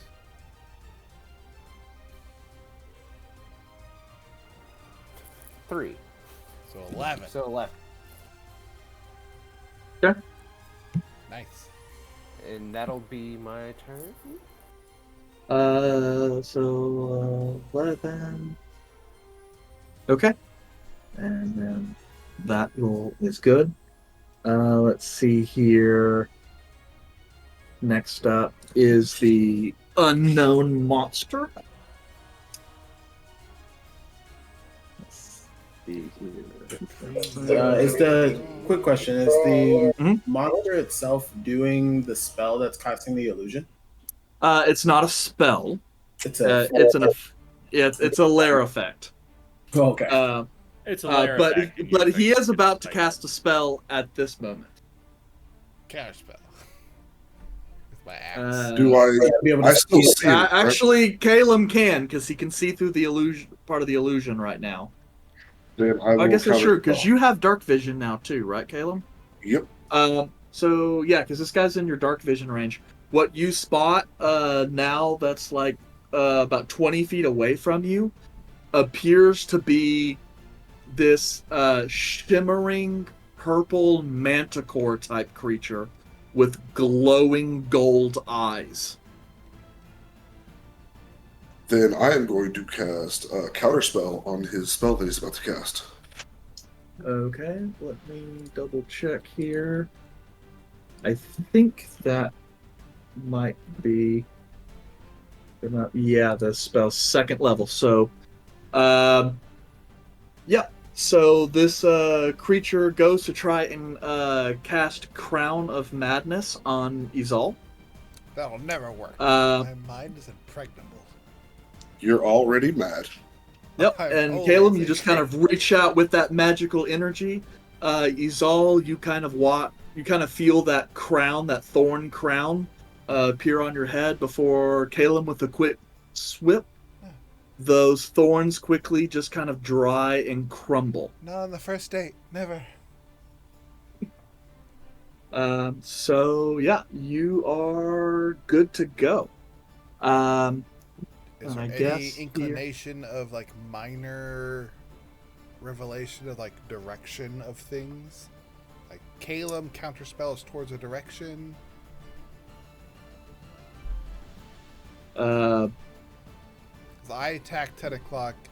Yandere or Vulred attacked 11 o'clock. Do we have any idea of a vague Nope. spell area? Okay. nope, because you guys are still affected. We're idiots. Just tell us. Yeah, and I Okay, think There's no save for this. oh, sure. It's illusionary terrain with Perception. high passive intelligence. I was trying to sit here That's and my basic DM see. guess here, guys. Just gonna see because I don't have Caleb with low light vision. So what I was gonna do is just turn off vision for you guys, but that way at least Caleb's token still has vision, so he should be able to see some shit, and then we can turn it on as you guys kind of see through illusions and crap. Just to be sure here. On a level all by himself. No, because Yep. you're in darkness. I can't see what he's all sees. No, that's because mine is for viewers, not for me. Okay. I okay. see Right. shit. And on then your also have a personal source of things light. you shouldn't see anything. I have a source of light. So That's true. Cool. Let me put that on there. I have a slight tremor sense. That's all I got.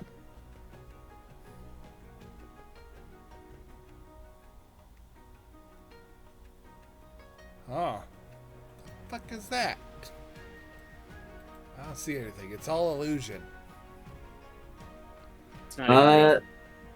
Yeah, the cake is a lie. You're a lie. This creature, its name is Cake.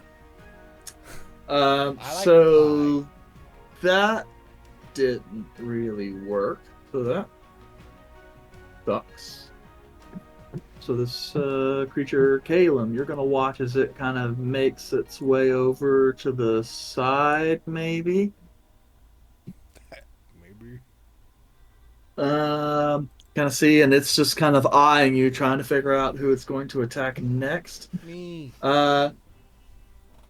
He's all, yeah. You kind of see nothing. You saw Calum cast a counterspell, so this thing apparently has magic. And that was all to like my 2 o'clock. It's like to here on the map. My screen is black. Oh. I'm just doing this for people who see. Not for me though. Yeah, because nobody's able to see right now I except for only me. can kind of see stuff. I could sense things immediately to my right, and then it went away to my right. So I have no idea anything else. Well, shit. I will have a great time, and I'm going to channel my divine power and rage. Because I'm good for one good thing, and that is being a massive target. So let's freaking go. Bonus action, rage. And we're going to take a couple steps forward because I make poor decisions. And I only know there's something possibly to the right. So I move over here. And bonus action, I will hold my action to... I sense a vibration. I didn't do it before.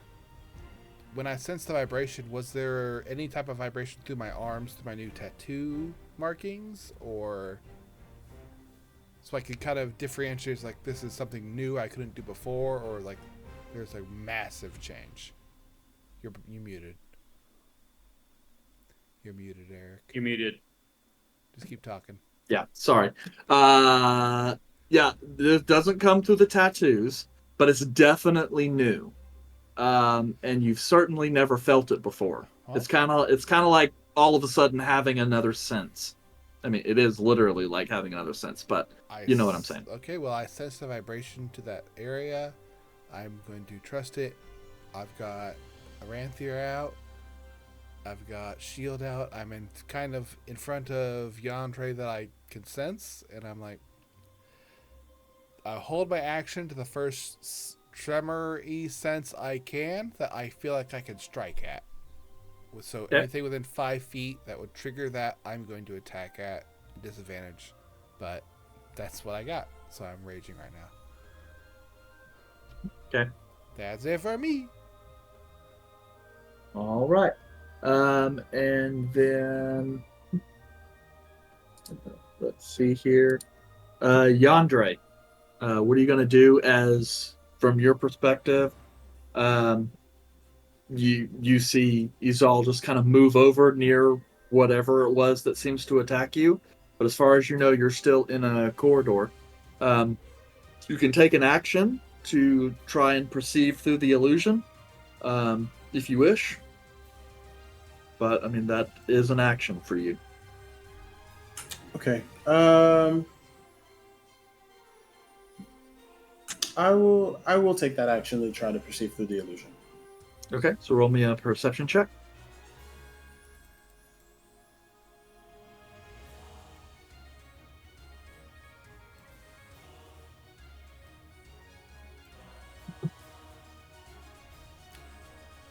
Ooh, damn, you're good. Yep, that definitely beats DC 12. So, Yandre, you have pretty much... you're kind of sick and tired of illusions, really, at this point. The bridge, this But thing. as you kind of are glancing over at Izal and you're looking around going, what is it you see? And then you just look past Izal's shoulder and see through this little shimmering veil that starts to dissipate this weird arcane fairy fucked up manticore creature that at this point, now that like you're looking at it, its eyes move right over to you, apparently noticing that you can see it. So it is of Fey origin.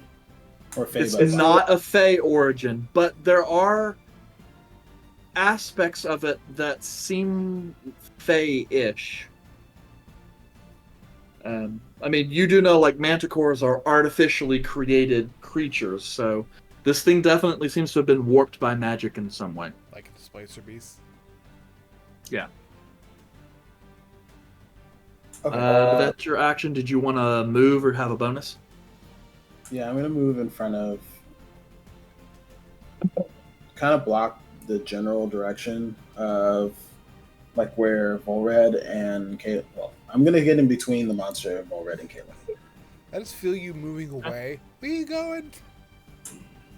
I'm like, I see the thing that attacked me. It's some weird lion bird thing. There's nothing there. Well, it is based in illusion. I fucking hate illusions. Magic is stupid. But it's behind you, and I was like, it's like southwestern on your sundial. There's no light in freaking here. Yeah, I'm gonna wing it. I'm gonna swing. Yeah, all right. Anything else, Yandra? No, that's it. Calum, you're up. All right, so given the fact that this is an illusion, and then the spell Fairy Fire, it says, and the affected creature or object can't benefit from being invisible. Would that nullify this effect? No. This creature seems to have a mind-altering effect that changes your perception of your surroundings. It's not actually invisible. Okay. Yeah, it's more like an enchantment than an illusion. Your best. So, You are roommates with this person.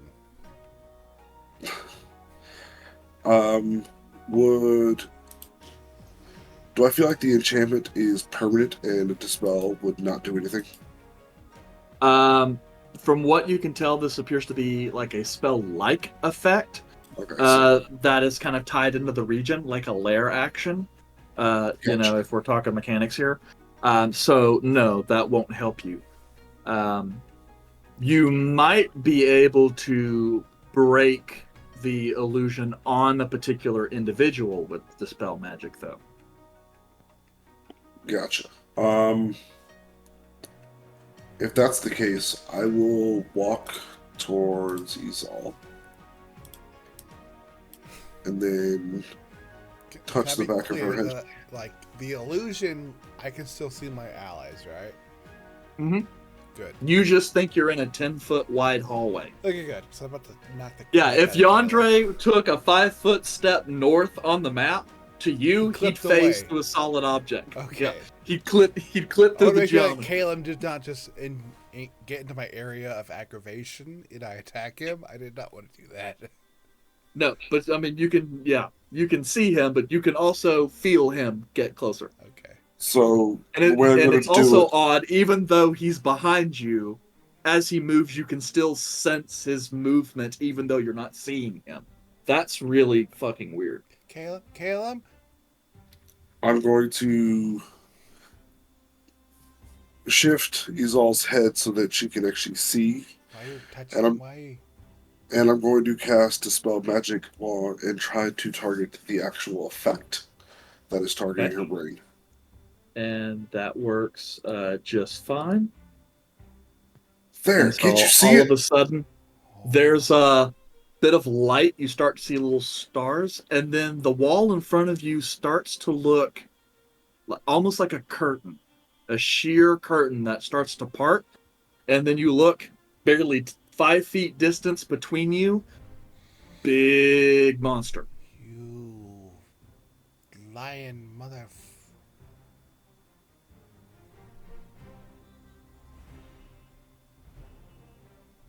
Yeah. So that's a movement and action. Caleb, do you want to use any other movement or bonus? I am going to. This poor bastard. I'm going to look at Red, and I'm going to tell him where he is. And with that action, I'm going to cast.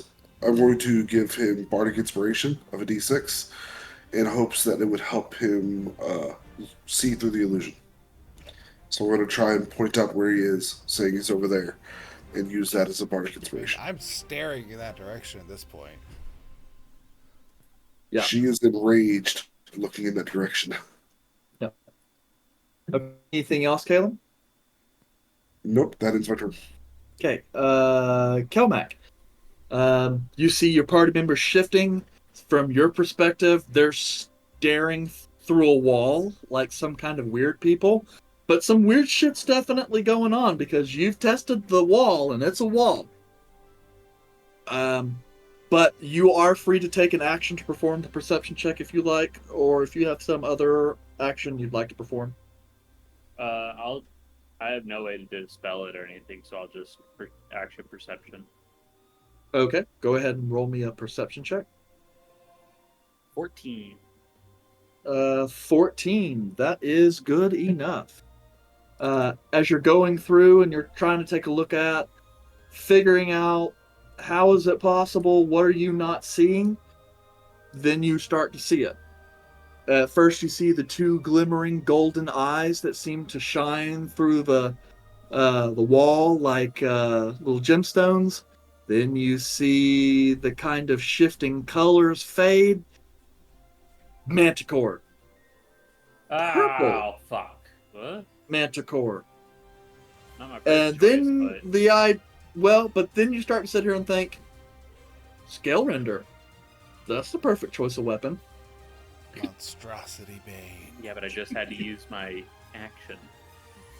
That's true, but you have a sword that's primed for the job.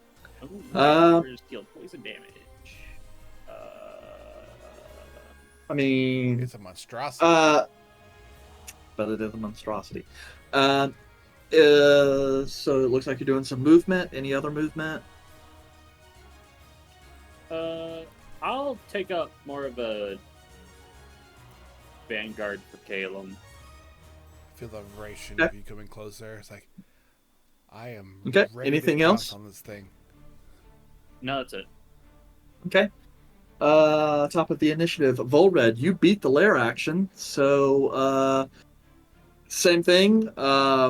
You can take the perception check if you like, or you can just fire off in the direction that your party members seem to be looking.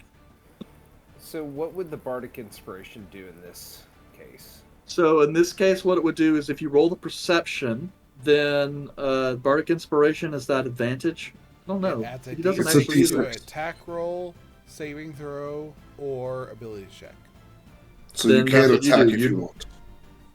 You could attack if you want, or you could make the perception check. Whichever you do, you'll get to roll a d6 and add that to the result. What do y'all think I should do? Should I just You try can also hold on to it. You don't have to spend it right now.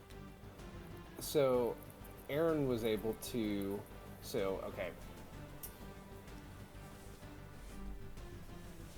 He uses action to perceive it. Yes, and he beat it with a 14, right? Yeah, so you're likely Yeah, I get a little to metagamey. You're likely to beat However- it, but you won't have your action to attack at that point. Yeah, I did explicitly state earlier that the DC was 12. So it's a fairly low DC, but You sacrifice Perception your turn, check, then action. essentially. yeah. But you also, if you do attack, you don't get sneak attack.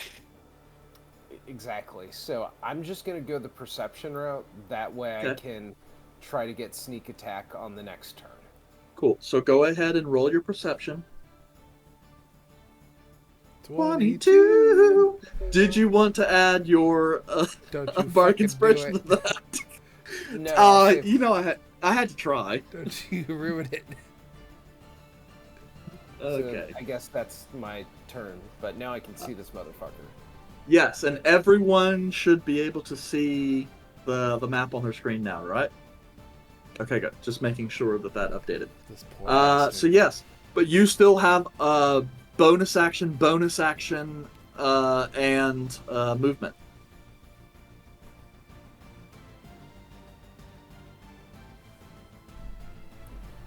No.